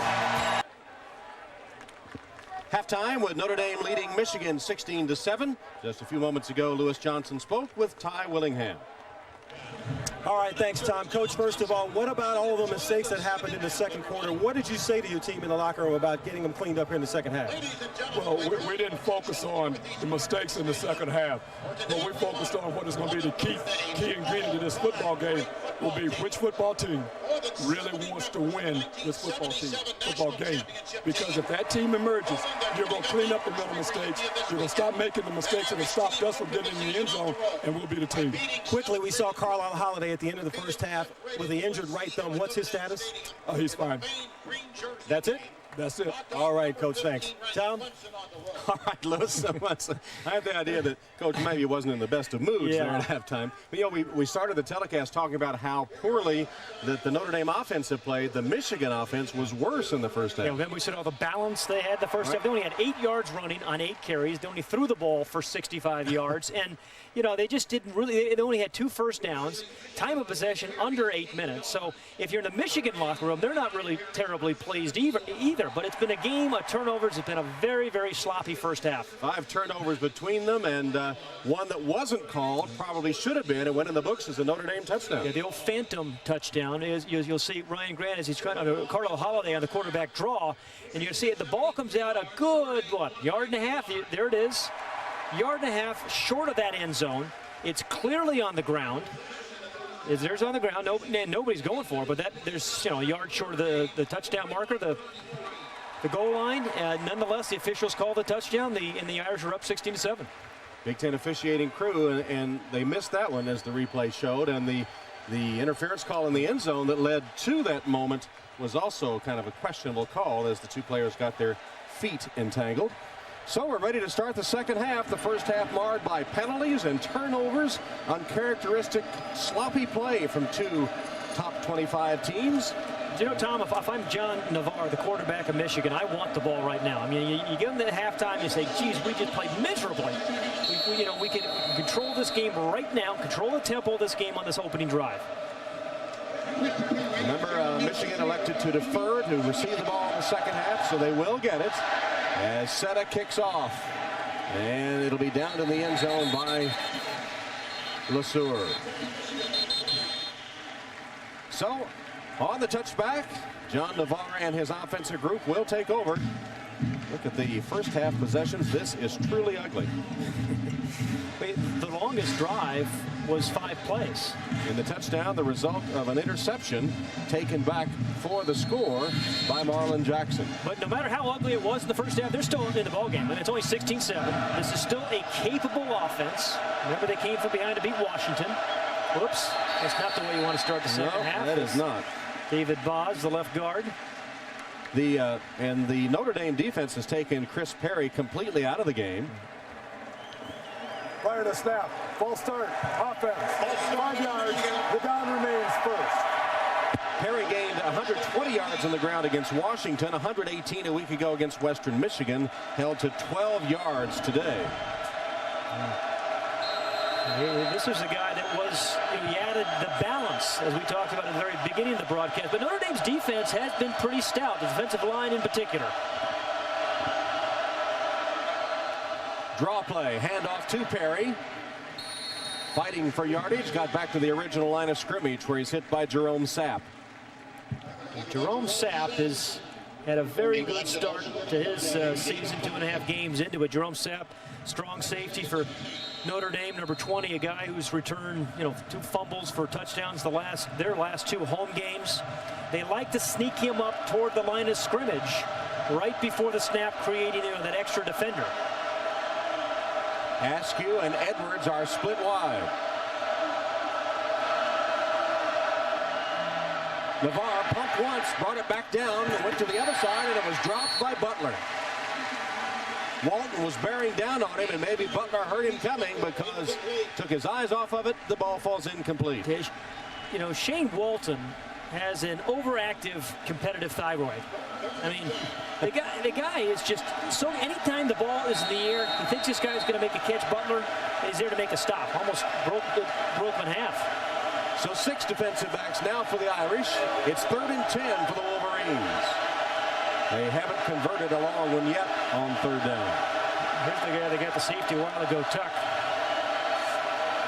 From the gun, Navarre steps into the pocket, rifles it downfield, and closest to Preston Jackson of Notre Dame. A good pass rush again by Justin Tuck off the corner. Number 44 really made Navarre kind of step up and perhaps throw that ball just a little bit before he wanted. So you want that opening series to have, you get yourself a couple of first downs, get back in the rhythm of the game, and they didn't. So the Notre Dame defense did their job. The twin safeties, Duff and Walton, for the Finley kick. Finley's punt sailing to Walton at the 27. Shane Walton. Shane Walton chased out of bounds at midfield. It's a 23-yard return after Finley had booted it 51. He is a fun guy to watch, Shane Walton, whether he's playing defense, playing special teams, returning punts or kicks. And Finley's the man that had to make the tackle again. He was the last one. That'll upset Shane Walton tomorrow when he sees that on the tape. The old punter guy. Hey, man, the punter stopped you. Believe me, if Notre Dame wins this, they'll be giving him some grief. Vontez Duff will be the first in line. His corner back running mate and punt returner extraordinaire. Well, bookend touchdowns on their possessions. Ryan Grant, first down run. Couple yards. Carl Diggs in the center of the Michigan defense with the tackle.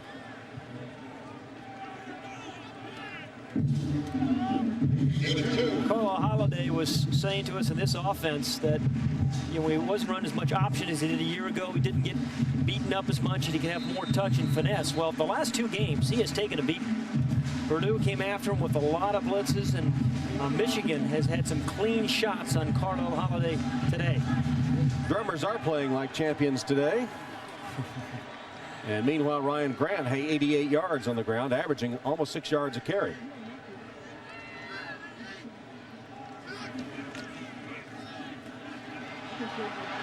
Holiday set sail again. Nobody open.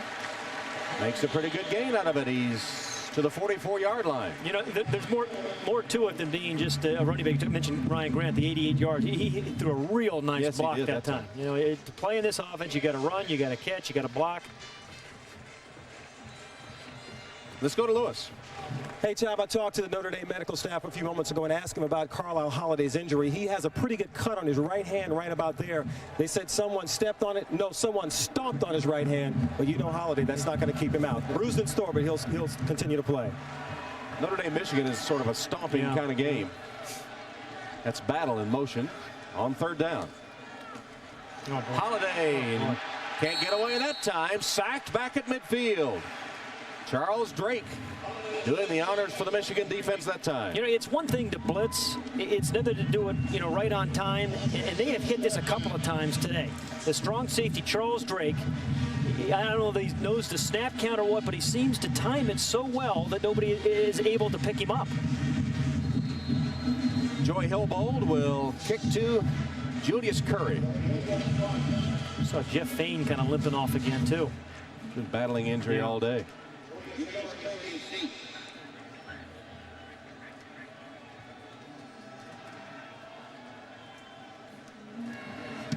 Hillbold. Curry saying get away from it. And perfectly placed by Joey Hillbold. It'll sail out of bounds and they'll mark it just at the 10-yard line. Only 39 yards, but perfect placement on the pooch punt by Joey Hillbold. With producer Ed Fibashoff and director John Gonzalez, Tom Hammond, Pat Hayden, Lewis Johnson in Notre Dame Stadium, 16-7, just into the 3rd quarter after a 3-and-out on each side. And Michigan, big mistakes today have been their undoing. Fumble recovered by Notre Dame. Here's a holding in the end zone, results in a safety and 2 points. Another fumble turns it over to Notre Dame. It's been a ragged game for the Wolverines, but they still have a chance to atone. But back up to their 10-yard line with a Hill-Bold punt.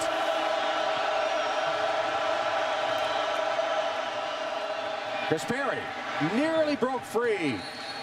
Twisted down to the 20-yard line by Jerome Sapp. That's a gain of about 10. And Tom, this is what Lloyd Carr would love to see, is a bunch of grinded out first downs. I mean, they really haven't gotten that running game going at all. Only 8 yards in the first half, but it's a pretty good offensive line in Hull. They just haven't really. Look at number 77, Tony Pape, knocking his guy inside. First down on the run by Perry. Here he is again. And he gets about 5 yards. That was supposed to be kind of an outside play, but Perry just saw a little hole there, just going to hop through it. And Tony Pape, the leader of this offensive line, number 77, the right tackle, here he is. Kind of kicks his guy out right there. It's 2 good blocks in a row by Pape. You mean Fat Elvis? Fat Elvis. That's what some of his teammates call him. Edwards in motion. Notre Dame shows blitz. Navarre got it away, and it's a Michigan first down on a clutch catch by one of the co-captains, Benny Jopru, with Glenn Earl and Derek Curry hitting him hard after he made the first down catch. Well, there is Tony Pape. We said his teammates like to call him Fat Elvis. Actually, his teammates don't. It's kind of the media that's caught on, but there's why. Yeah, looks like he fell off a mural of the Last Supper with those pork chops. Pork chops or mutton chops? Well, whatever. But, you know, he's a good player. He's a smart player and the leader of this offensive line. If they're going to get themselves out of this mess, it's going to be the good play of Tony Pape. It's going to help them do it. They got a first down. Quick toss. It's complete to Butler, and he's dropped in his tracks. My goodness. I think he gained an inch on that pass. Glenn Earl, the free safety.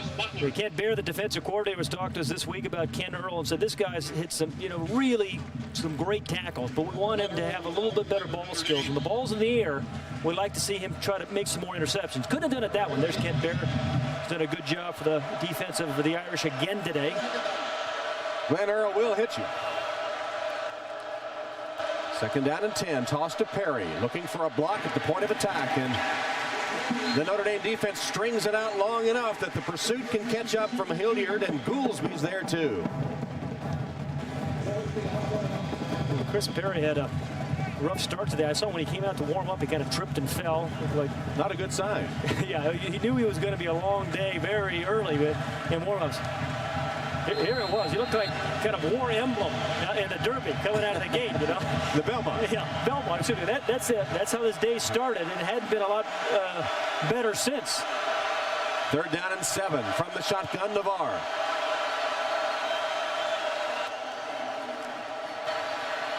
No pressure, but it's gotta be tight defense, and it is interference on Garen Bible of Notre Dame, defending Jopru, the tight end. It was all over him. Chapter and verse. That was an easy call. And it looks like Notre Dame is playing more man-to-man than they did last week against some very, very good wide receivers for Michigan. Pass interference, defense. First down at the spot of the foul. Bible was a tailback and a corner. Now he's kind of settled in at safety. It's right down here. Crossing route. You got the right arm in there. It was clearly interfered on that one. So first down, Michigan. And the ball is at the Wolverine 41. That's the 6th penalty against Notre Dame. Navarre going deep. And the pass overshoots Bellamy, who had broken free of Shane Walton. Yeah, he had it. That was a touchdown, and John Navarre knows it. Those are the ones that absolutely disappoint you. You look at this tape tomorrow, you say that we had 6 there. And I think that's what you need to do a little bit more against these Irish corners is get them up top. They seem to settle so much, and he had Bellamy open by a good 2 steps. Yep. Navarre has not been sharp today.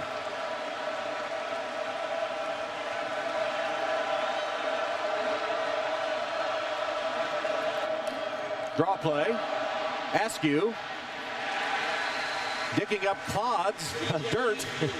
A fullback's supposed to do that, That's isn't right. he? That's absolutely right. And Cedric Hilliard was able to get him down. The Irish continue to rotate their defensive line. Brian Bidash in there on that one as well. And here comes Justin Tuck, number 44, who's had an impact in this game on 2 rushes. One was the sack. There he is up here, number 44. Blindside the quarterback. 6 defensive backs. Michigan still looking for its first 3rd and long conversion. Bellamy was the motion man. Navarre under pressure. Incomplete. Walton defending Bellamy. And once again, Justin Tuck, the pass rushing specialist, the sophomore from Kellyton, Alabama, was putting on the pressure. Over the course of this year, Justin Tuck, right down here, number 44, has a chance, I think, to become a premier pass rusher for the Irish. Might have been held on that one. Yeah. He gets that first, every good pass rusher, that first step is like, out of the starting gate. Vontez Duff awaiting the Finley boot. Duff backpedaling, caught it at the 10, shook from one man and another, and a third, and dives to the 25-yard line. How do you do that? Yeah, boy. Ramachek finally gets him down. Vontez Duff, the elusive one. If I had a team, I'd want Duff and Shane Walton as my corners. And maybe I'd let him punt return, too. Well, got away from 1, 2, 3, 4, 5. And a dive to the turf. Well done, Vontez. Defense is dominating in the second half so far. 7:53 left in the third quarter. Still 16-7 Notre Dame. Carlisle Holiday has been battered and bruised today. But they finally got their offense untracked. Well, this game was first played in, 1879? It looks a lot like the first one, I think. They didn't make this many penalties, I don't think, that first one. Ball spotted at the Irish 24.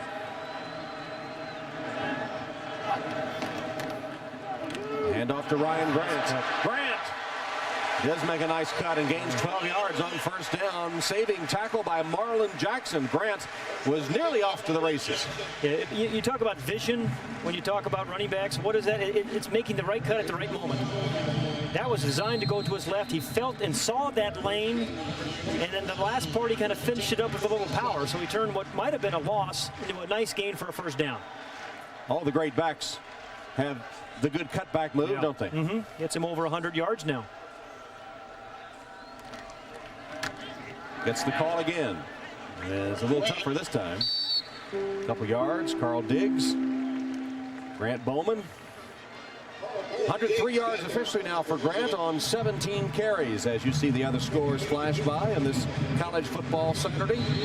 Some surprising results. Yeah, Washington State. Already Cal has beaten Michigan State. Georgia and South Carolina. Bulldogs up by a field goal.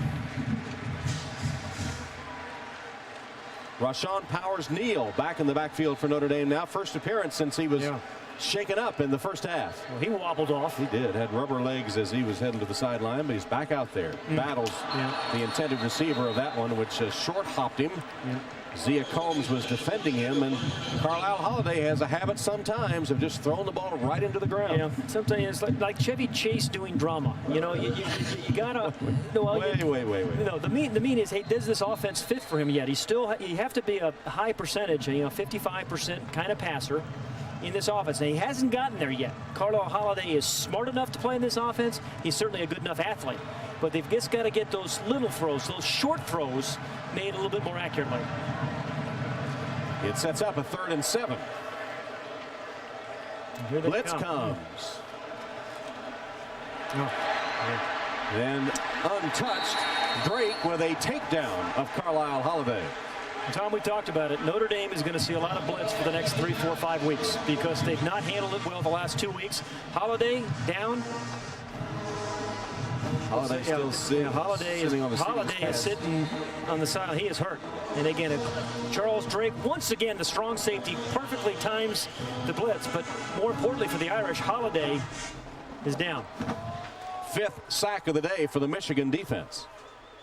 And Carlisle is hurt this time as they look at his right foot, ankle, leg. This is a nice kid, a smart kid. But boy, he has been under duress for the last 2 weeks. If you're wondering, the backup quarterback is Pat Dillingham, the sophomore from Portola Valley, California. Didn't play last season, got in against Maryland. Holiday trotting off the field. We do know he's a tough guy. Yeah, absolutely. Nice young man, too. This is what happened all season. Unblocked. Really good defensive scheme, because how many times have we seen Charles Drake come through untouched? 4th down and he'll bowl to punt. Julius Curry awaits it. Hilbo got it away, tried to fake another collision. Official didn't bite. And Curry chased out of bounds by the special teams. Justin Tuck hustling downfield, limited him to a 4-yard return. The punt covered 45. Defenses still in charge in the 3rd. 6 minutes in the 3rd, 16-7 Notre Dame. Ty Willingham trying to do something his last 5 predecessors have been unable to do at Notre Dame, and that is beat Michigan. Look at this. It's pretty good names there, too. Man. A gap there where they didn't play them. There's some pretty good coaches there that were unable to beat Michigan in their first meeting. And Willingham leading right now, 16-7, with 6 minutes left in the 3rd, and the issue still in doubt. Michigan's defense has played well enough to win this thing. It's Michigan's offense that has to get going. Navarre tries to get them going with a pass to Jopru. Ducking one man and getting to the 40-yard line. The big man, 250 pounds, gain of 13, and a Michigan first down. Hoyt and Earl took 2 of them to get him down. Yeah, he's that kind of guy, 250-pound tight end. When he gets a little movement, it's very hard to bring him down. Yeah, good block there. I think it was Askew in the backfield, and then the wide receiver Edwards, number 80, without the clip, allows him to scamper for a few more yards. Put the ball at the 40-yard line. Michigan first down, trying to get rolling. Only 121 total yards. Again, looking for a deep ball, and Edwards goes up top, but comes down out of bounds, incomplete. He went up over Walton to get his hands on the football, but came down out of bounds. Yeah, Braylon Edwards only has 1 catch today. He's the guy that I think they have to try to get the ball to a little bit more. I mean, what was Lloyd Carr saying was this guy has a chance of being a very, very special receiver. Good defense by Walton. I think Walton did a very smart thing there, using that sideline very much as that 12th defender. Knew exactly where he was.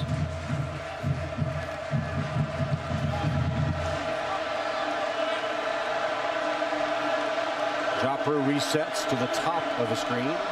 Tight end spot, and now Edwards in motion. Navarre with a play action fake. Quick toss, dropped by Edwards. Maybe that's why they're not throwing to him that much. I mean, a remarkably talented guy. Coming into today's game, he had 9 catches, 3 of which went for touchdowns. Also had 3 fumbles, but Lloyd Carr say this guy has maybe the best receiver we've had here in a long, long time. Perfect throw. Again, that's obviously very, very catchable. Good as it gets. Yeah. His dad, Stanley, played at Michigan and in the NFL. Could evolve into a real force. 3 touchdowns coming in, but struggling today, as is the whole Wolverine offense. Navarre, once again, the tight end is the most reliable receiver. It's Jopru who holds on. Bible sends him out of bounds after a gain of 16 and a Michigan first down. Like an old pair of Levi's. Nice and reliable, the tight end. I mean, they're such big targets. They're generally the closest receiver to you. Good route. You see him fake on the inside on Bible. I mean, good head fake made him think he was going to the post. Breaks it on the corner route, and a well-thrown ball by Navarre. 4 catches, 44 yards for Jopru today. 5th-year senior from Minnesota.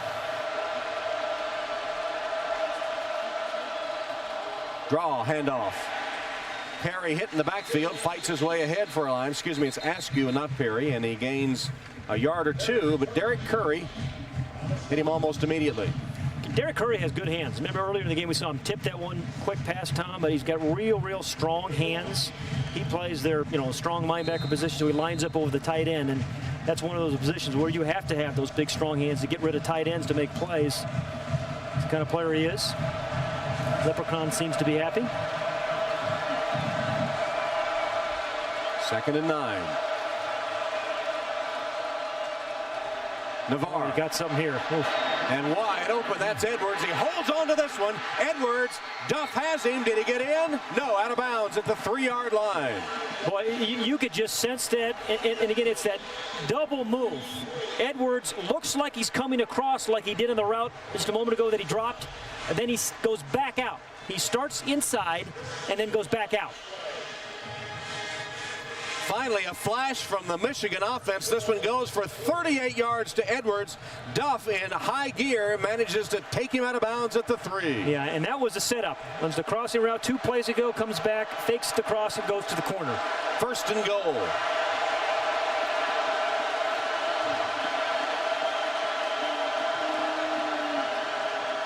Hand off to Chris Perry.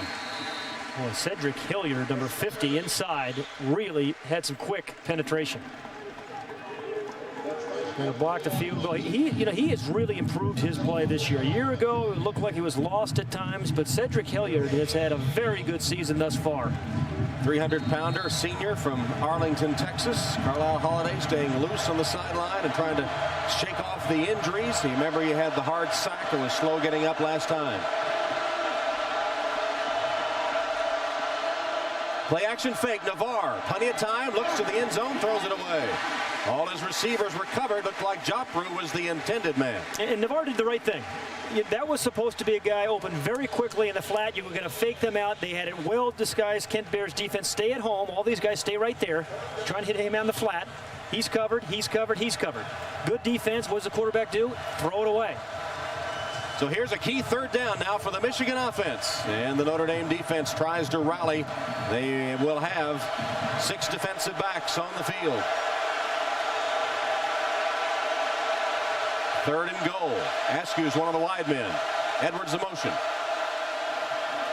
Navarre chased by some time. Still looking. Going to run. Going to be stopped short. Courtney Watson. That is fantastic coverage. I think he's got to kick a field goal here, doesn't he? Down 16-7. Lloyd Carr weighing his options. Remember how bad their field goal kicking has been. Only 1 of 7. This is virtually an extra point. This is as easy as it's ever going to get. But you're right. They've had 1 block today, too. It's going to be Philip Brabs this time to try it. Brabs, 1 of 5 field goals, but the one was the 44-yard game winner against Washington. Always an adventure. 19-yarder.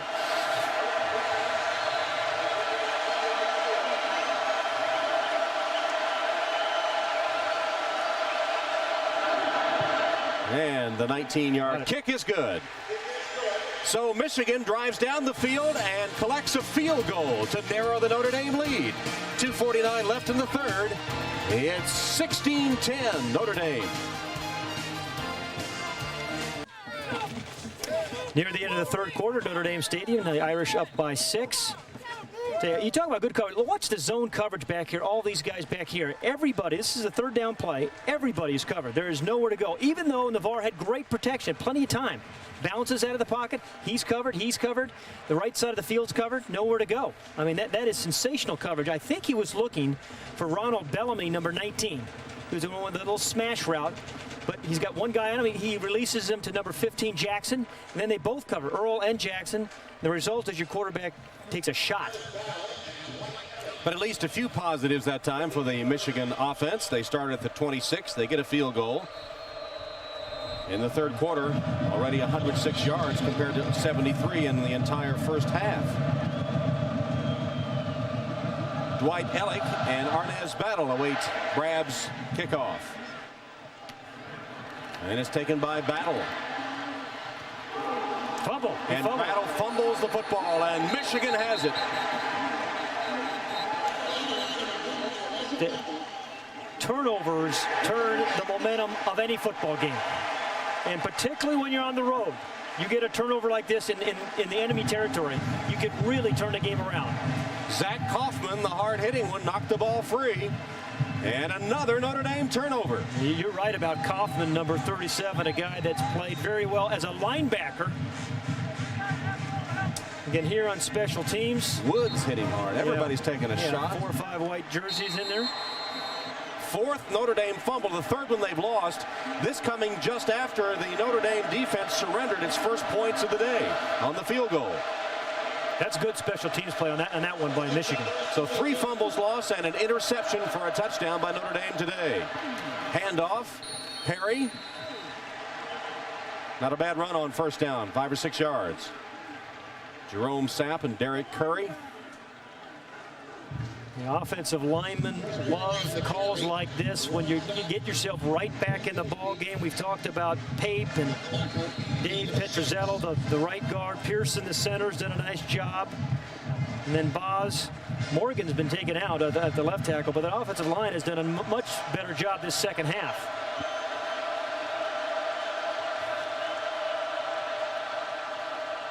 Handoff again. And Chris Perry breaking tackles will give Michigan a first down at the 16-yard line. Big old Tony Pape doing it again. Fat Elvis, the 305-pound golfer. He took his roommate is John DeVar, took him out for a birthday lunch Monday for the traditional Chinese buffet birthday lunch. All you can eat. Yeah, $6 I think he spent on his quarterback. And the owner was very nervous when they walked in the door. First down, Michigan. They'll try Perry again. Seemed to be hit behind the line and then able to fall forward for a gain on the play. Darrell Campbell, Shane Walton put him down for good. Like kind of a squirrel. He kind of hopped over the fallen tree there. Got a couple of. This is kind of how, as we said, he started the day tripping early on, but see the big pile right there? Oh, get away from that stuff. He had a lane there. If he just could have kept his balance, but did a nice job of picking up about 4 yards when it should have been a shutout. Approaching the 1-minute mark in the third quarter. 16-10 Notre Dame. Chris Perry's come alive in the second half. Second down and 6. Play action fake. Navarre's pass wide open. Joppru makes the catch and then is wrapped up immediately by Walton, who has a tough time taking the big tight end to the turf. Hey, Walton's hurt. I mean, yeah, he took a tough time and he took a shot. And they're both down. It's a tie. Now Walton's up. I'll tell you, he's a tough football player. I imagine he was probably a pretty tough soccer player. It looked like Shane Walton was going to arrive at the tight end right when the ball did. Did it right in the ribs of Joppru. Joppru did a good job of just hanging on to that ball. Yeah, that's his 5th catch for 55 yards. Shaken up, replaced by Dubuque. Shane Walton still on the field. Or did he come to the sideline? Yeah, Walton came and Jackson replaced him. He's out. 5 receptions by Joppru today. Matches his career high. 55 yards is a new high. First down. Perry. Chris Perry fighting for yardage down to the 2-yard line. What a block by B.J. Askew. I mean, a blue jersey showed up right in the pad. I don't think it was the guy who was originally designed to block, but he really took care of him. I mean, that was a fantastic block by Askew. So he catches, he blocks. It's going to be second down and goal from the 2-yard line. 3 tight ends in this tight Michigan formation. Perry and Askew. Offset eye. Askew in motion. Perry. That's in. Touchdown. Took the official a minute to signal, but he got his hands in the air, and Michigan with the touchdown, and now Brabs can attempt the extra point to put the Wolverines on top. That was some good offensive line play, wasn't it, Tom? I mean, that drive. I mean, there was some really good offensive line play. Pearson, Petruzzello, we talked about him, and Pape, Boz.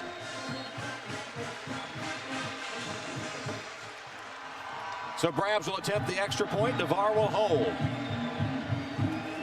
Extra point up and good. And Michigan has taken the lead. The Wolverines convert the Arnaz Battle fumble of the kickoff into 7 points, and it's Michigan 17-16. Again, a good offense. Look at the push in there. Petrozello, number 67, doing his job. Right, they went right over Pape. And then, you know, Chris Perry, the last couple of yards, he got that by himself. And Tom, if I'm not mistaken, I think this is the first time Notre Dame has been behind all this season. First time they have trailed this entire season with 4 seconds left in the third quarter of this one. Boy, that you love to see that when you're the offensive line coach. There's another miscue that really set that rather short drive up. Arnaz Battle getting the ball stripped. Well, the Notre Dame ball security has not been good. You know, it's one thing to fight for those yards, but when you get into a crowd, you've really got to wrap it up. It's been a sloppy game by both teams, but so far Notre Dame has been sloppiest. Dwight Ellick is back deep with Arnaz Battle. Yeah, Dwight Ellick has got some speed. 100-meter champion in states of New York and Florida.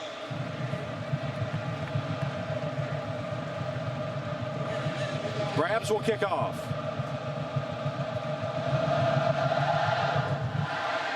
It'll be Arnaz Battle, and he'll take it at the 8. Oh. Battle cutting back to the middle of the field, buried there at about the 24-yard line as the third quarter comes to a close. At the end of the third quarter, Notre Dame finds itself trailing for the first time this season. At the end of 3 quarters at Notre Dame Stadium, it's Michigan 17, Notre Dame 16. We'll be back after these messages from your local NBC station. Notre Dame tradition, the student body keeping time to Tchaikovsky's 1812 overture and forming the W with their hands in honor of new coach Tyrone Willingham. Well, unfortunately, if you turn it upside down, you get the M. Which is Michigan, which dominated the time of possession in that third quarter and has taken a 17-16 lead. Nothing new for Michigan and Notre Dame to play close games. There's the scoring by quarters. In that third quarter, Michigan dominated and turned around the time of possession stat that had been heavily in Notre Dame's favor. Ryan Grant, a couple yards on first down. Shante Orr makes the tackle for Michigan. It'll take more than that. Tom, you were talking about how close these games have been. What is it, 13 of the last 17 ball games between these two teams have come down to the last drive. And the first time that Notre Dame finds itself trailing. Purdue had tied them at 17, but they never trailed. This is the first time this season through 2.5 games.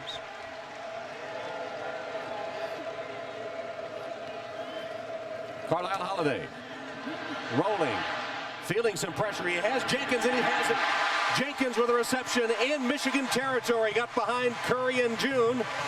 And this time, Carlisle Holiday on target for 29 yards.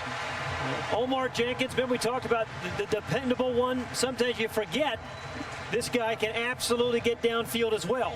Carlisle Holiday got rid of his just in time. They've got the short route and then the deep route behind him in Jenkins. Good inside out move. And that's a good first down for the Irish. One of the better throws they've had today. The junior from Dallas, Texas, Omar Jenkins with a reception, and Notre Dame with a first down in Michigan territory. Now flags fly. They go back in their pockets. What happened?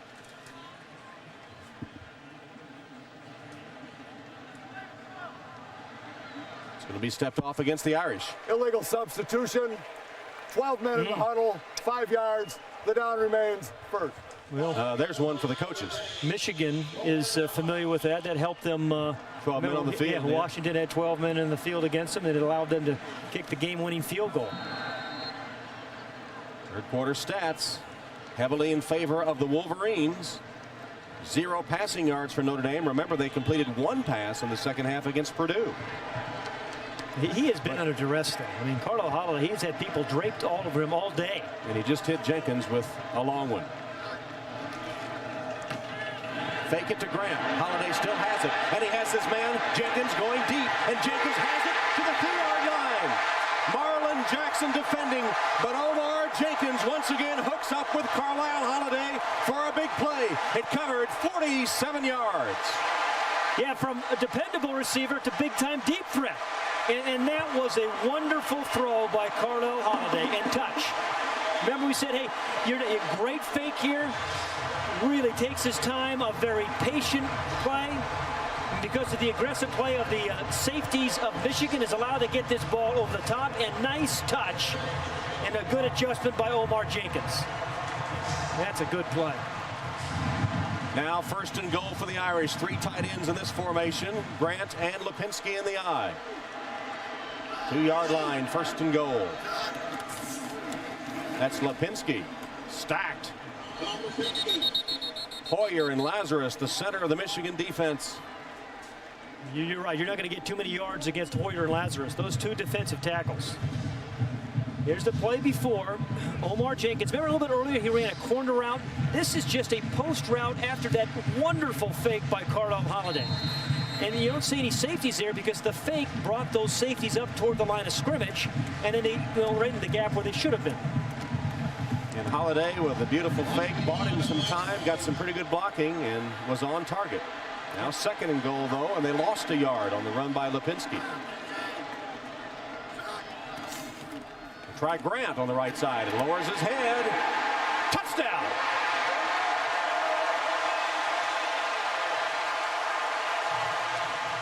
Looked like Willingham was signaling go for 2.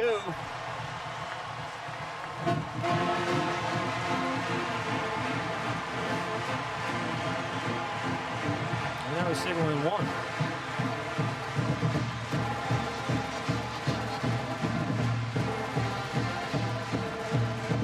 Second touchdown of the day for Ryan Grant, who's gained 110 yards on 19 carries. And that one he did get into the end zone. Didn't fumble it. Secured it as he crossed the goal line. And they are going to go for 2. In college football, you convert these things, what, 42? Yeah, you say 42.1% of the time. Grant is the only setback for wide receivers.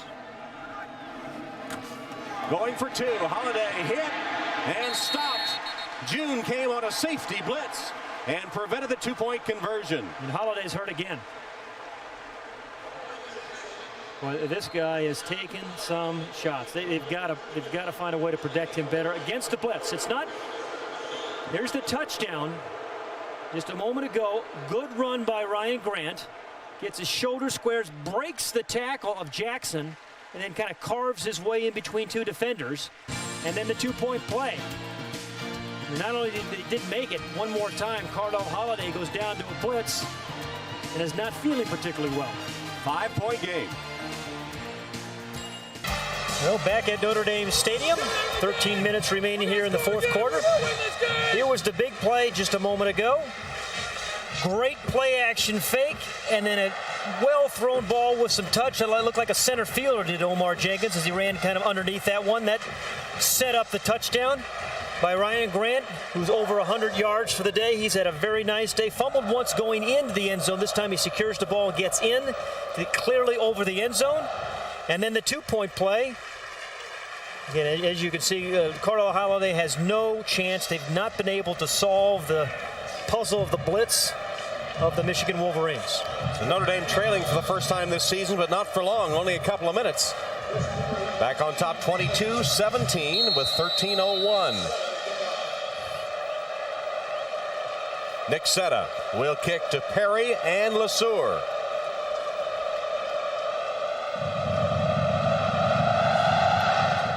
Another squib kick from Setta on the hop taken by Perry. Dangerous Chris Perry gets to the outside with 1 man to beat, cut up inside him, and is taken to the turf at the 30 by Bible after a 19-yard return. Let's go down to Lewis. Tom, thanks so much. It's 2 times now we've seen Carlisle Holiday hobble off the field. In this latest, they didn't spend much time with him. Asked him if he was okay, and he sort of smiled and said yes.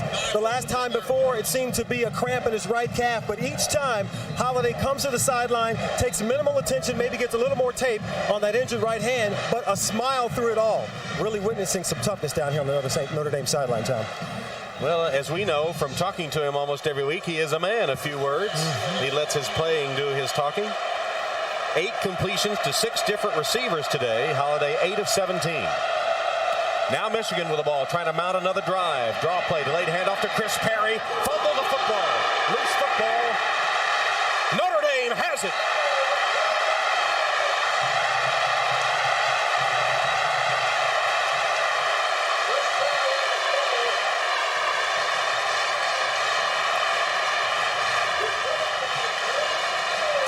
Recovered it. I think Jerome Sapp might have been the man, the hard-hitting Sapp that knocked it loose. And just when Chris Perry had a really good run going, you're right, that was Sapp, number 20, who kind of stripped it. Last week he had a fumble return for a touchdown, but one safety forces the fumble, the other recovers it.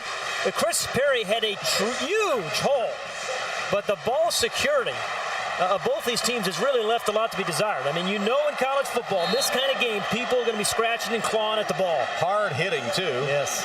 Third fumble lost by Michigan. Ryan Grant bounces to the outside, uses a block by Stovall, and has a first down to the 30-yard line where Diggs and Hobson track him down, but a gain of 12. If the Irish go on to win this game, I think they have some things to be happy about, Tom. We knew coming into the game their defense is awfully good, their special teams are pretty good, but the offense was a real question mark. But they've had their moments throwing the ball, and Ryan Grant is really developing now as a runner, and this running game's kind of going. We knew Sapp and his cohorts in the defensive backfield were going to have another good game. 122 yards and 2 TDs for Grant. 7 turnovers between these two ranked teams. Ryan Grant burrows inside the 30-yard line. Diggs got him.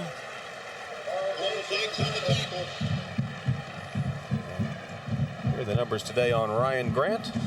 Each week he seemed to have gotten better as a runner. Running more physically, that's one of the things they wanted to do, is break more tackles. He's done that today. And at least Holiday's been able to loosen up the defense a bit by completing some passes today, unlike against Purdue. Well, they started off with 2 long balls. He completed one of the 2 to open the game, and then he's had a couple of long ones to Omar Jenkins in the second half. Same battle in motion. Faked the reversed battle, and Grant had the handoff. Stacked up by Hoyer and others. And it's going to bring up a 3rd down and long for the Irish. Norman Hoyer, number 90 there. A good story for the Michigan Wolverines. Good defensive tackle. Started out, he was born Norman Bolbert. Lived with his grandparents, and his grandfather died in 1999 and decided to change his name in their honor to Hoyer. And he's had quite a career at Michigan. From Peoria, Arizona. Cactus High School, right? Very appropriate. 3rd down and 5. Trips to the bottom of the screen. 6 defensive backs, Michigan. Holiday got a block from Grant, but not enough. Flag down as Holiday slammed to the turf again by Hobson. You cannot have a back block Victor Hobson, and that's Ryan Grant was trying to do that. Was trying to block Victor Hobson, and he kind of stunned him for a moment, but he sure didn't stay blocked. It's a hold against Notre Dame.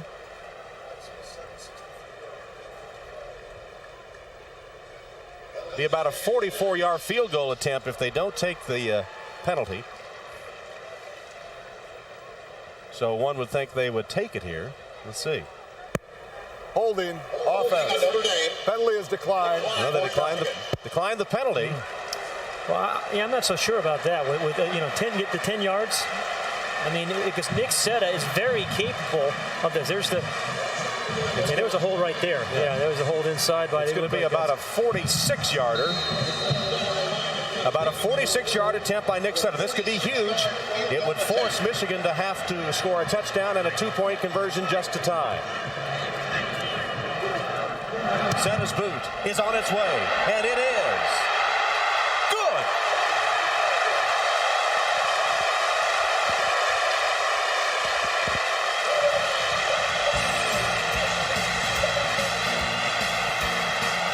You play ugly, but you just have to find ways to win a football game. The Irish have been able to do that today. They haven't won it yet, but they're on their way. Nick Setta, right down the bottom. A little bit like a defensive back, you have to respond. Last week he missed 2, and Tyrone Willingham is saying yes, yes, yes, and indeed, it was good.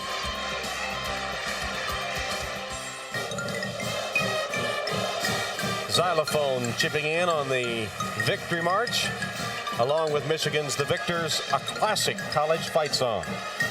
Now let's take a look at our ADT defensive play of the game. And it was that last forced fumble by the two Notre Dame safeties as Sapp and Earl strip the ball and recover it. As Chris Perry loses the ball, Notre Dame converts it into a Nick Setta field goal to go up by 8. That's our ADT defensive play of the game.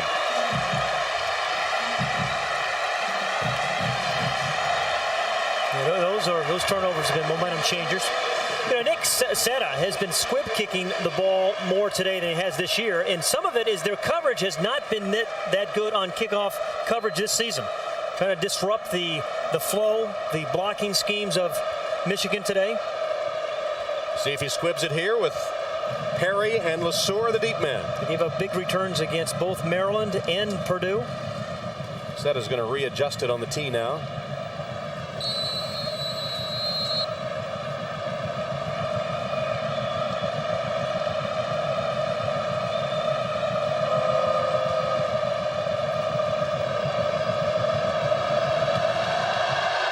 Time he kicks it deep and real deep through the end zone for the touchback.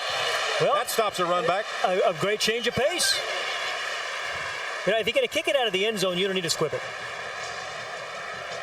You know, think back about not taking the holding penalty, though, because, you know, Nick Setta is a very, very capable kicker, and Lloyd Carr decided not to take that 10-yard penalty, and who knows if they would have had a punt. They certainly couldn't have had a field goal.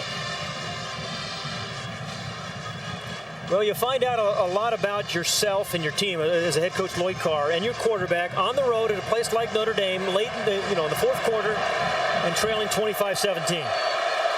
Starting from your own 20 with 10.5 minutes. Play action fake, Navarre under pressure. Incomplete, intended for Joprou. Jason Tuck, again, number 44, continues to create some problems for the Michigan Wolverine offensive line. Didn't play a down last year, but really a good edge player. Right down here. Fakes outside, comes inside. Gets some help from one of the other defensive tackle. Justin's been in Navarre's whiskers all afternoon. Indeed.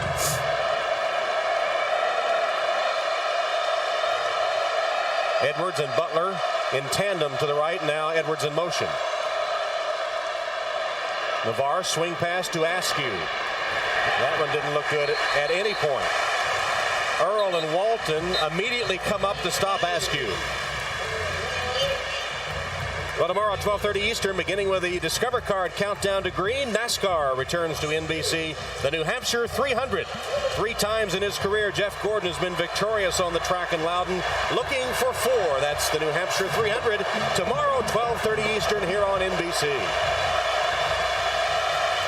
Big down for John Navarre. Edwards and Bellamy wide left. Butler wide right. Bellamy in motion.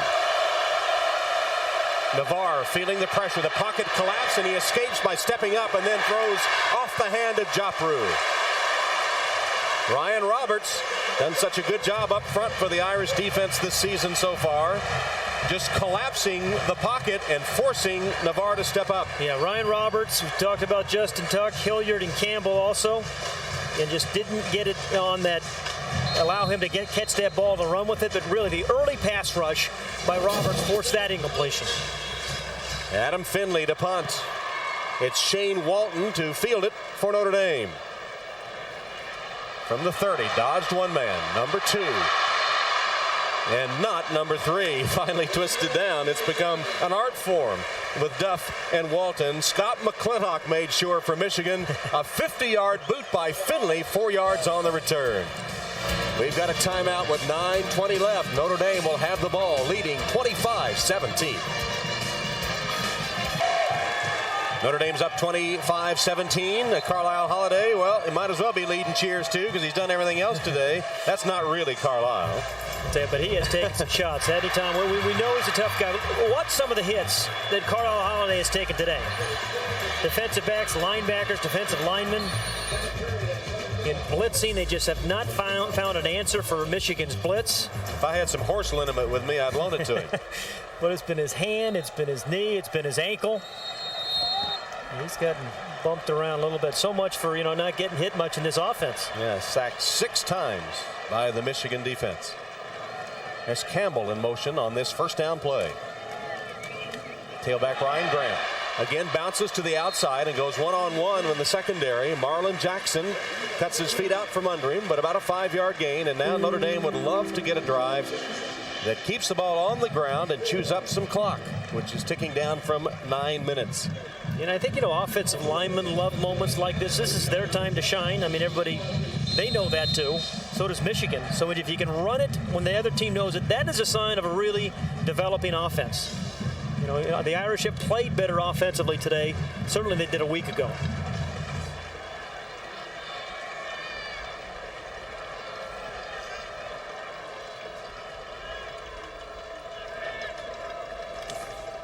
Hand to Grant one more time.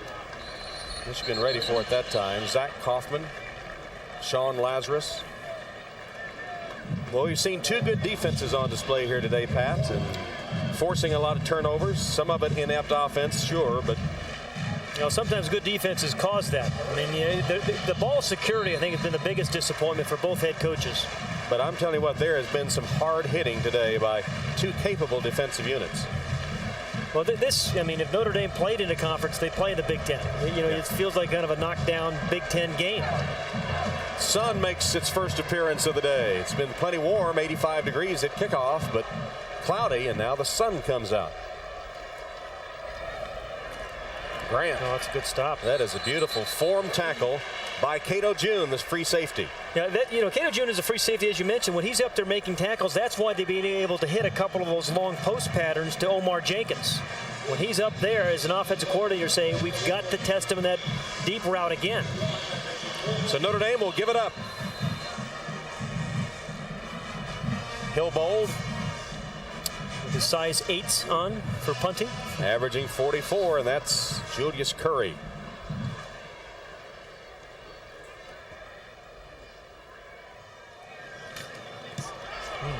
Nearly blocked it. Hillbold looked like he got about half his leg into it. Curry, dangerous, manages to fall on it. It was Braylon Edwards, I think, that was forcing Hillbold into sort of an awkward punt. It covered 41 yards, though, so it wound up being pretty good.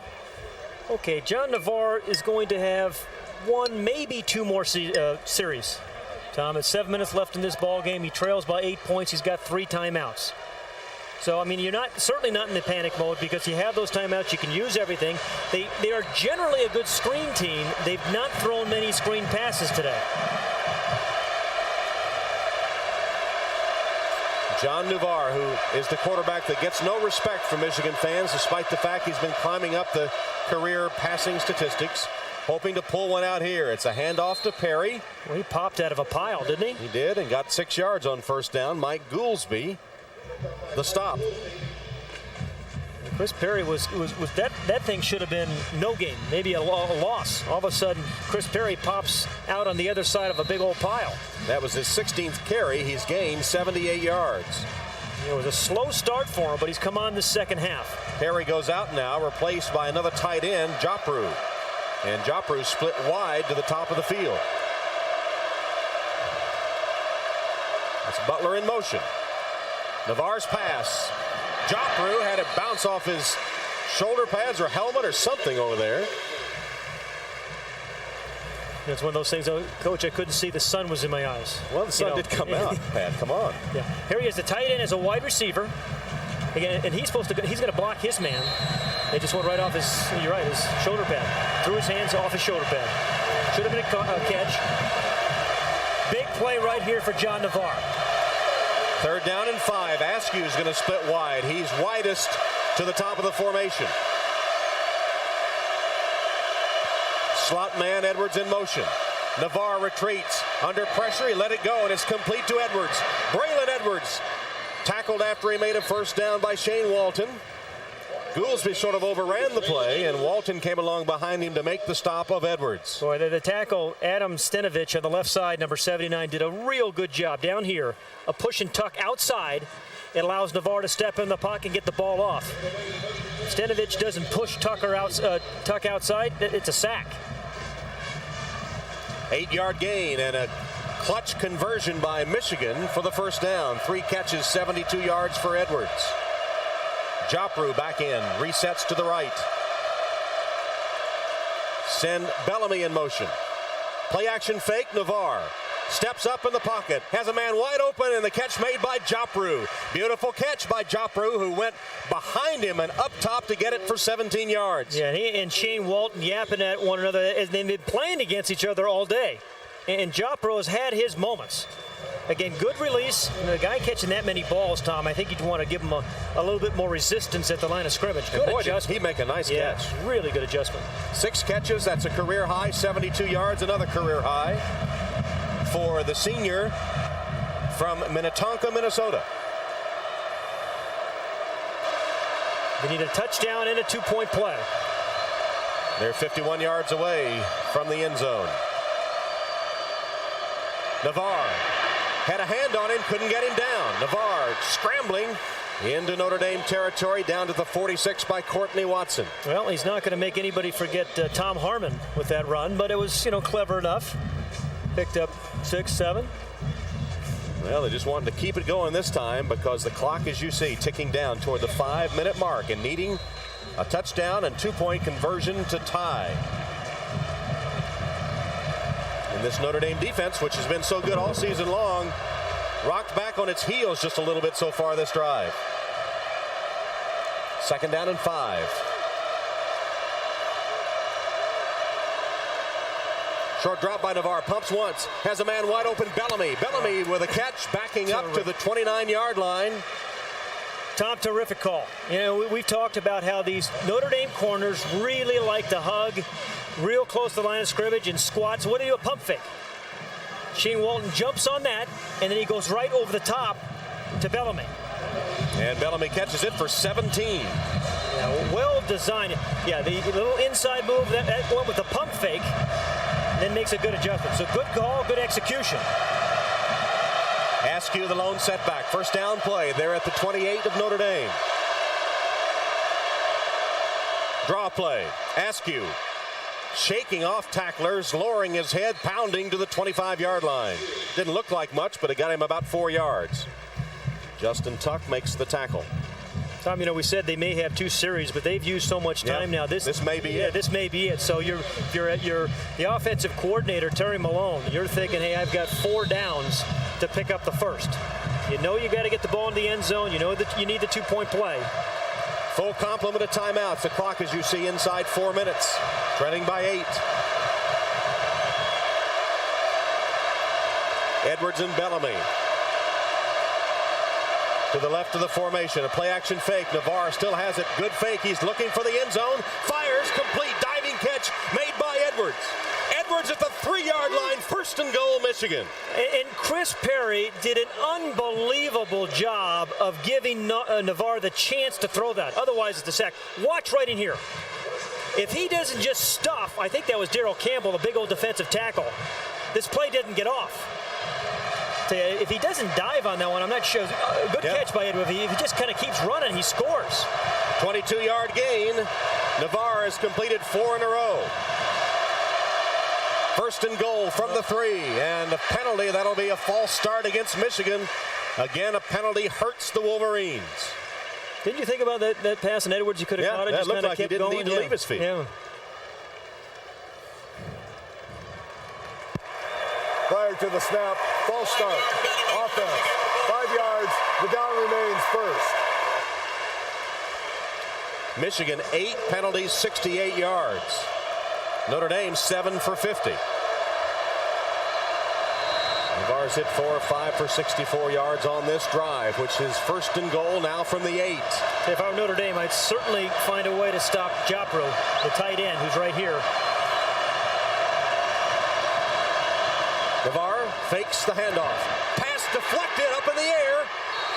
And batted to the turf, incomplete. It's Navarre that looked like a volleyball spiker, getting the ball to the turf, incomplete, preventing a possible interception. Well, Navarre is 6'6", and he used every bit of that height to knock that ball away.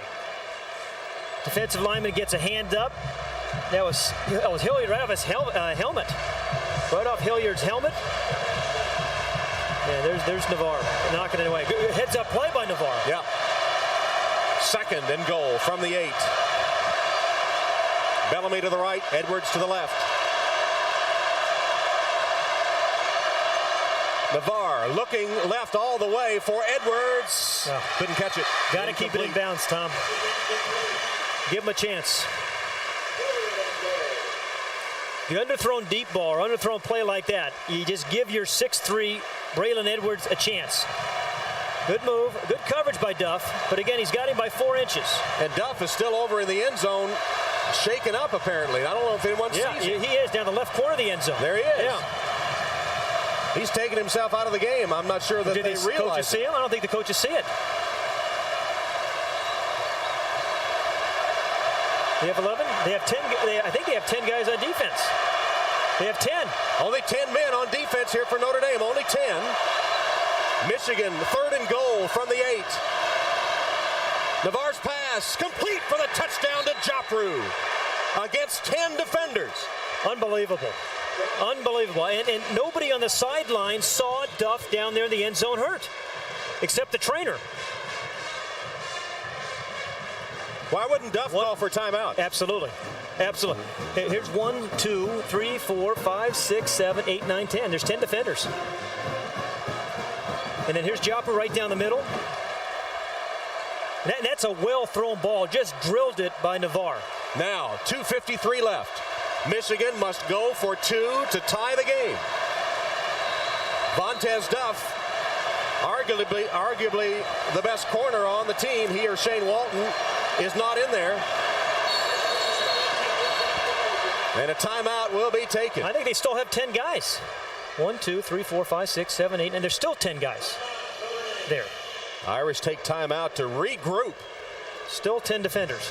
Pat, this has to be one of the most bizarre games I've ever seen. Well, you know, we said 13 of the last 17 have come down to the last drive. Again, this could be 14 of 18. But you raised a good point. I mean, even though he's hurt, Vontez Duff has to let somebody know. In fact, if you're injured on the field, they have to stop time. Well, I think he was off on the boundary. I know. So they run on the field and collapse. Yeah. And then they've got to stop play. This was the play that he was hurt on. It's kind of and he just kind of pulls up lame. But now run back out there and call timeout or collapse onto the field or something. You know, it's one of those things I don't think coaches ever think about, telling your guy, hey, make sure you get back on the field and collapse. Well, let's see if they've kind of finally solved it and come out with 11, because they lined up one more time. That last play in the 2-point play, they were going to play with 10. It's Greg Madison, defensive line coach. Man, what a game. And Joffre, what a great job he has done, the tight end of Michigan, of just finding those little soft spots in the Notre Dame defense. Well, would you look for him again on the 2-point conversion? Well, he certainly is a good option because he's a big target. And you bounce around. A lot of teams have a tight end only call where you just wait on that tight end to find a little spot in the middle of the field. This will be the first 2-point conversion of the young season for the Wolverines. If you go back a season ago, they were 1 of 4. 1, 2, 3, 4. I can't bunch up. 1, 2, 3, 4, 5, 6, 7, 8. I think we have 11. 1, 2, yeah, they've got a new corner in because Ellick's in. Ellick is in, yes. All right, 2-point conversion. Michigan needs it to tie. Joffre resets. Tight end to the right. Navarre looking for the end zone. It's battered away by Shane Walton.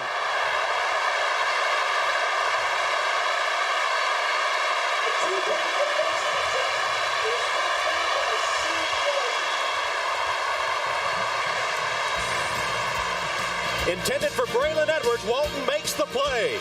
Navarre's pass, Walton knocks it to the turf. Conversion no good. Notre Dame leads by 2, 25-23 with 2:53 remaining. Oh, goodness.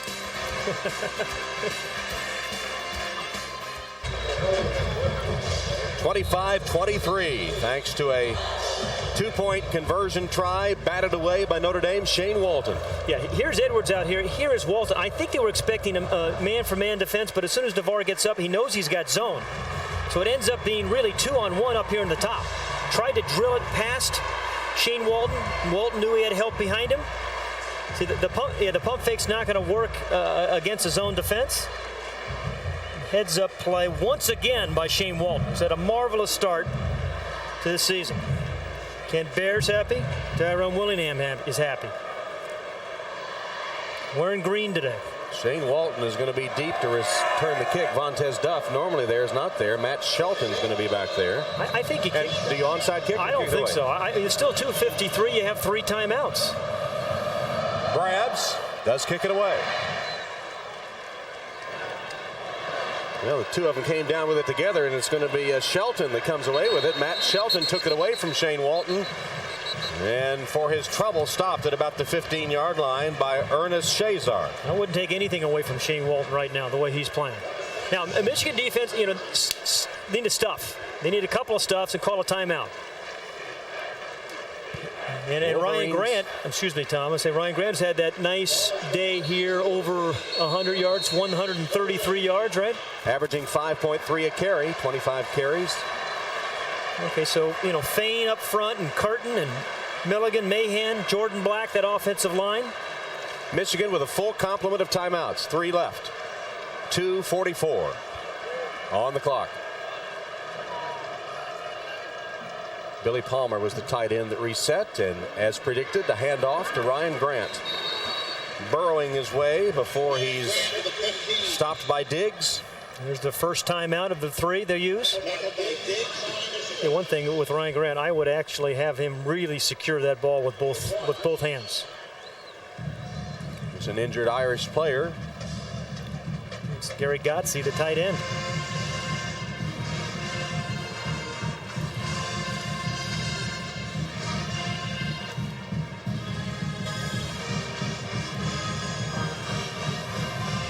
This game has had everything that could happen. Yeah, absolutely. Lots of turnovers, lots of mistakes, some really good plays, some good running, some good defense, I think some missed calls. Notre Dame got credit for the 1 touchdown that didn't score. Carlisle Holiday, a quarterback draw just before halftime. It was called a touchdown, and the replay showed that the ball came loose well before he broke the plane of the goal line. In fact, the ball never does break the plane of the goal line. It'll just be sitting there, called dead because the officials have signaled touchdown. Yep. But then, quite a few unusual plays. We've seen a block kicks, interceptions, a bunch of fumbles, helmets flying. Ryan Grant fumbled into the end zone when it appeared that Notre Dame was going to score a touchdown. Right. True West Coast offense would not be afraid of throwing the ball in this situation. Instead, hand to Grant. Grant about to break it open. There's a flag down as Grant sprints down the sideline and blasted out of bounds, and that'll draw a flag. As June and Drake, now that's 28 yards. Now if the penalty's offset, that'll be Michigan again causing disaster with another penalty on the late hit. Yeah, that's when you need your composure. They're just going to call that every time in college football. I was told Vontez Duff had a cramp in his leg in the end zone. Couldn't move. I'm getting one too. The hold against Notre Dame. Oh, boy. Personal foul against Michigan, and that would have been just what Michigan needed had they not had the late hit. Kind of keeping your composure at the end of a ball game. Yeah, there was a clear hold up there on the top. Ryan Grant trying to stay inbounds as he should. And the late hit by Charles Drake. See, he's out of bounds. Yeah, whistle blows. Good 3 yards. Yeah. Took out a couple of coaches, too, or managers. Left the 8-pin. During the play, holding, offense, half the distance from the previous spot. At the end of the play, dead ball, personal foul, late hit out of bounds on the defense. 15 yards, automatic first down. Oh, wow. Automatic first down is huge. Yeah. Michigan has 2 timeouts left. And Lloyd Carr has seen enough mistakes from his team today to fill a season.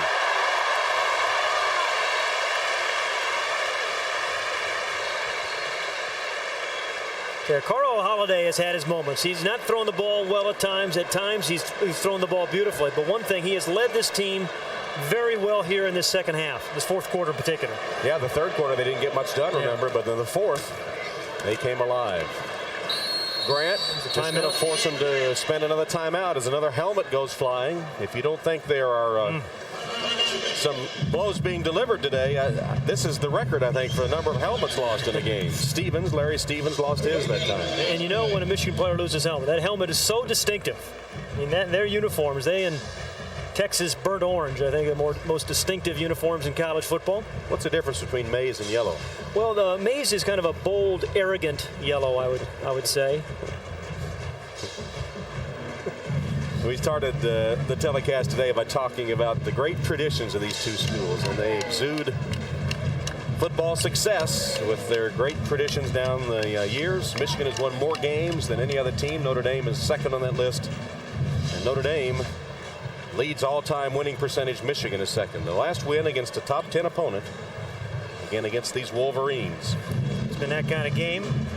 It's the kind of game that, you know, Fielding, Yost, and New Rockney would have liked. That's right. You know, there's since 1998, since Notre Dame beat a top 10, and it was Michigan. And you know, there's so many ties between the two. New Rockney went to Michigan when he was going to build a stadium. He looked at the big house, scaled it down, and built Notre Dame Stadium to sort of match it. And so many of the origins of these two programs, Notre Dame copying Michigan in a lot of ways early in their years. And first three coaches at Notre Dame have some Michigan connections. In fact, the man who wrote The Victors, the Michigan fight song, lived in South Bend. In fact, he owned a music store right on the site of the College World Series. His name was Louis Elbow.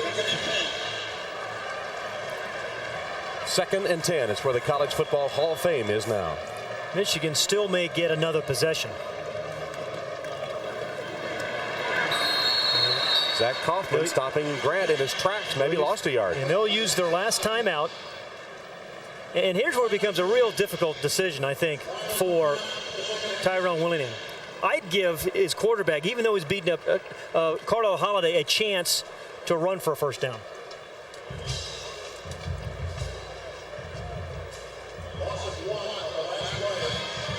So Grant did lose a yard on that play. It'll be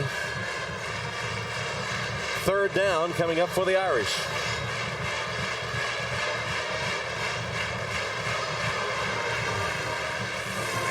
These games have been so close over the last 17 times, and it didn't get a lot easier for either of these teams. Well, I should say next week they play Utah. Actually, Utah is a pretty good football team this year. You know, they don't play Michigan. They don't play Northwestern and I think Indiana. And Notre Dame stays in the Big Ten. They go on the road next week to face a Michigan State Spartan team that will be smarting from its upset at the hands of Cal in East Lansing today. And October 5th back here against Tyrone Willingham's last team, the Cardinal of Stanford. Had a tough loss to Boston College last week. So here it comes down to this. Again, I think you give one of your best athletes, Carl Holiday, the chance. You have to battle yourself from being too conservative here, because still with 2:21, if you're too conservative, you're going to give John Navarre plenty of time to get in field goal range.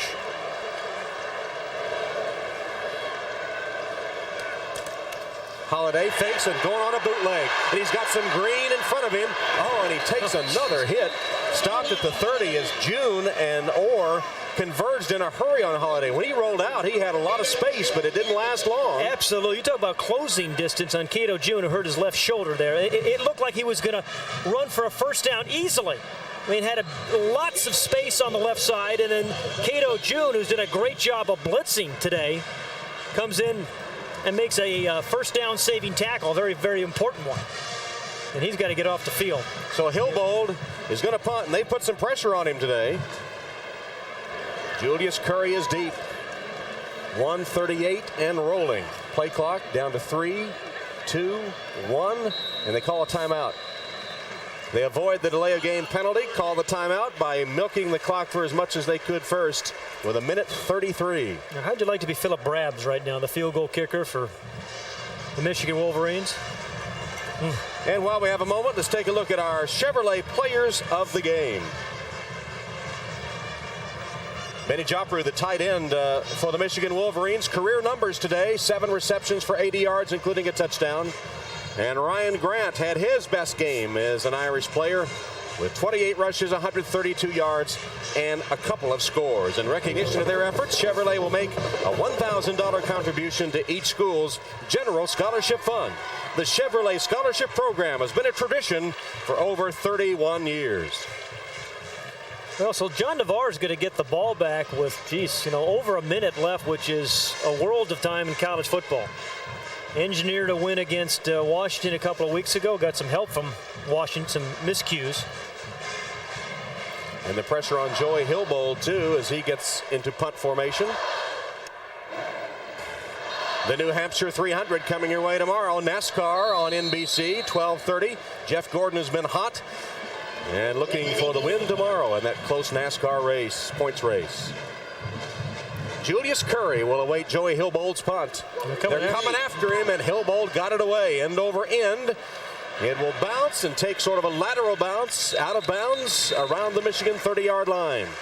42-yard punt under pressure from Hilbold. And now John Navarre with 1 minute and 25 seconds. And the Notre Dame defense, which has been so good all season long, has the pressure placed squarely on its shoulders to preserve the Irish win.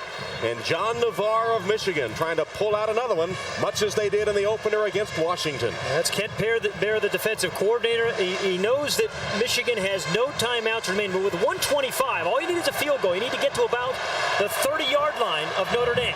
So you can still use the middle of the field. And Vontez Duff is still out. Preston Jackson takes his place at corner. Navarre sets up a screen to Askew. Blockers in front. Askew stacked up just short of the first down. Glenn Earl, who hit him again, I think it was number 19, Glenn Earl, has been unbelievable as a tackler. First screen we've seen successfully run by Michigan today. Expected a lot more out of him. Just a yard short of the first down. Clock continues to roll. Now coming down to 1 minute. Navarre's from the shotgun. His pass. Oh, got him. Oh. He was wide open. Bellamy had come clear. Remember, that's Vontez Duff's spot. Preston Jackson was beaten on the play, but Navarre's pass off target. Yeah, that's twice Navarre has had guys and thrown the ball way too high. Good protection. Bellamy running the corner out. The nice thing for Michigan, had he been able to catch this one, he would have been able to run out of bounds. Third down and a yard. And now you have to worry about getting the first down as well.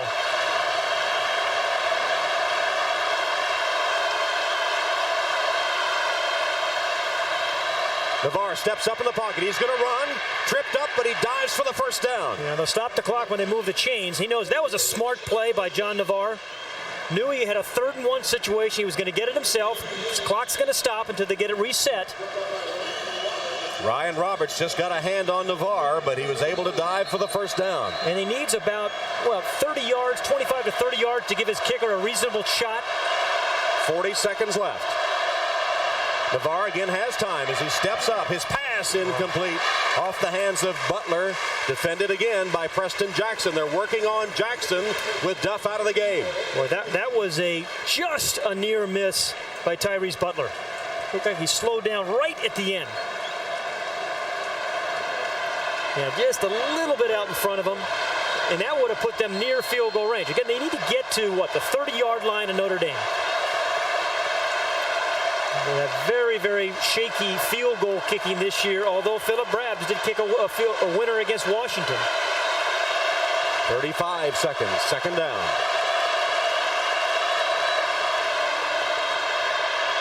Navarre whips it incomplete behind Butler. It'll be third down. Missed opportunities in this drive. Tom, he's had some open guys. Number 9, Butler, open right here.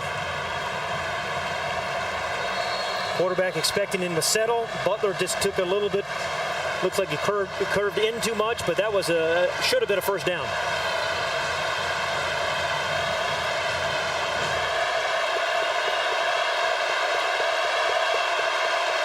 Third and 10.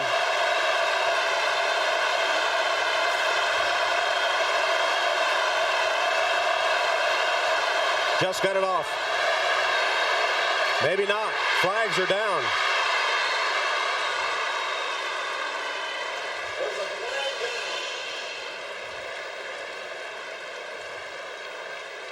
Was it a delay? Is that what? I'm not sure. No signal yet. It was close. Dead ball. I think he's going to the clock. Should be 28 seconds. To the snap, delay of game, offense, 5 yards. The down remains 3. Well, you know, another thing, we've seen some mental errors this game as well. Yeah. You know, as many things as you have to think about as a quarterback, and there are a lot in this kind of situation, you've got to get the ball snapped on time. It goes from 3rd and 10 to 3rd and 15. 3rd and 15. 10th penalty for 88 yards against Michigan.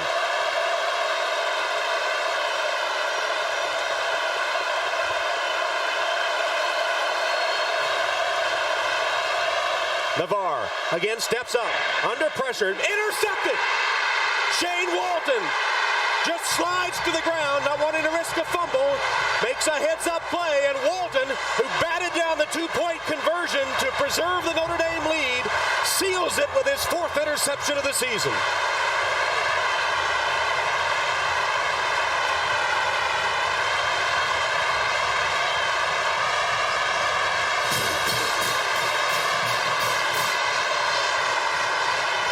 Defense has been terrific all year. Cedric Hilliard, who blocked the field goal attempt, got into Navarre's right arm, and what a smart play by Shane Walton. How many defensive backs would have tried to score or do something silly?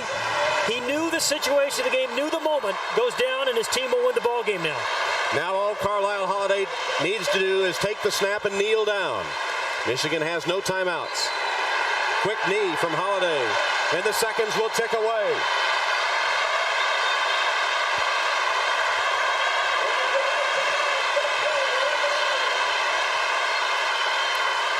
And Notre Dame has gone to 3-0 with a bizarre win, another nail-biter against the University of Michigan. Their first win over a top 10 team since 1998, when the Wolverines were the victim then too.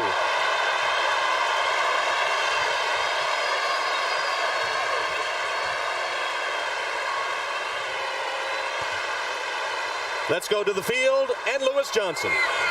All right, Tom, thanks very much. I'm asking Coach Willingham if he's going to crack a smile, and there it is, maybe the first one we've seen this year. Coach, congratulations, and tell me, what does this win mean for you? Over a top 10 team, you score on the first drive of the game. What does this say about your young program now? Well, it says only what we've been saying all week. We said that we knew there was an offense out here. Our offense stepped up. May still not have been perfect yet, but we made some plays and got in the end zone. And it was important for us to get in on the first drive to kind of signal, hey, we can get this done. Speaking of not perfect, one of your keys to the game was to win the turnover battle. You had quite a few. There were quite a few all over the field tonight. How did you get out of here with a win with all the mistakes that did happen? Well, again, it's called a team that believes and a team that continues to fight and battle right to the end. Talk about Carlisle Holiday and his toughness and his leadership. He was unbelievable as he took hit after hit. Well, Carlisle is what you call a big-time player. We've been very patient in saying that, and he's still got some ways to go, and he'll be the first to admit that. But it's a hell of a win, a hell of a job on his part, and also his teammates and coaches. And the last, of course, you have to tell me, how big was the exhale when Shane Walton picked up his 4th interception for the season, sealing this win? Well, the pressure that got to their quarterback and forced him to kind of nip his arm, if I'm correct, and gave us a chance. As soon as you see it, you know the game's over. Michigan State coming next weekend. What will be the things that you'll focus on to get this team ready for that and try and go 4-0? Well, it's just to be ourselves. That's all. Congratulations, Coach. There's a big sea of green that wants to talk to you. Tom, back up to you. All right, Lewis. Lewis wouldn't even let him celebrate. He was already asking him about Michigan State, his alma mater. Look at the celebration. This is a wild scene at Notre Dame. Scene of so many storied victories from this program, and yet the students have mobbed the field. The players involved in all those green shirts. This was the reaction on the sideline as Shane Walton picked the pass off, went down to preserve the win. Carlisle Holiday, despite his bruises, is jumping highest of all. Is Shane Walton having a season or what? Unbelievable. This entire defense led by Shane Walton and Vontaze Duff. And we said before, Tom, I haven't seen many games that had this many elements that led to the storyline. It was unbelievable. The mistakes, mental, physical, the penalties, the turnovers, and yet another close, dramatic game between Notre Dame and Michigan. Shane Walton, 8 tackles, a fumble recovery. He knocked down the 2-point conversion to keep Notre Dame in front and then made sure by picking off that pass in Michigan's last-ditch attempt. Well, I tell you what, we shook down a few echoes today. Let's catch our breath. We'll be back to say goodbye, but first, let's go to Jimmy Roberts in our update studio. Jimmy? Back at Notre Dame Stadium, you think a program as storied as Notre Dame's is blasé about victories? Look at the sea of green of the Notre Dame students on the field celebrating the win, sealed here by Shane Walton. You know, there could have been 4 or 5 different MVPs for Notre Dame today. Certainly, Shane Walton would have been one of those. Knocked away the 2-point play. Makes the game-saving interception there because the rush by Cedric Hilliard. There's a lot of hugs going around. Well, now 8 of the last 11 Notre Dame-Michigan games have been decided by 5 points or fewer. Final score here, Notre Dame 25 and Michigan 23. The Irish go to 3-0 to open the 2002 season. Michigan now falls to 2-1. Coming up tonight on NBC, it's Forensic Files, followed by Dog Eat Dog and Meet My Folks. It all begins tonight at 8 o'clock, 7 Central. It wasn't a classic in terms of quality of play, but it was another fight to the finish, Notre Dame and Michigan. For Pat Hayden and Lewis Johnson, this is Tom Hammond saying so long from Notre Dame.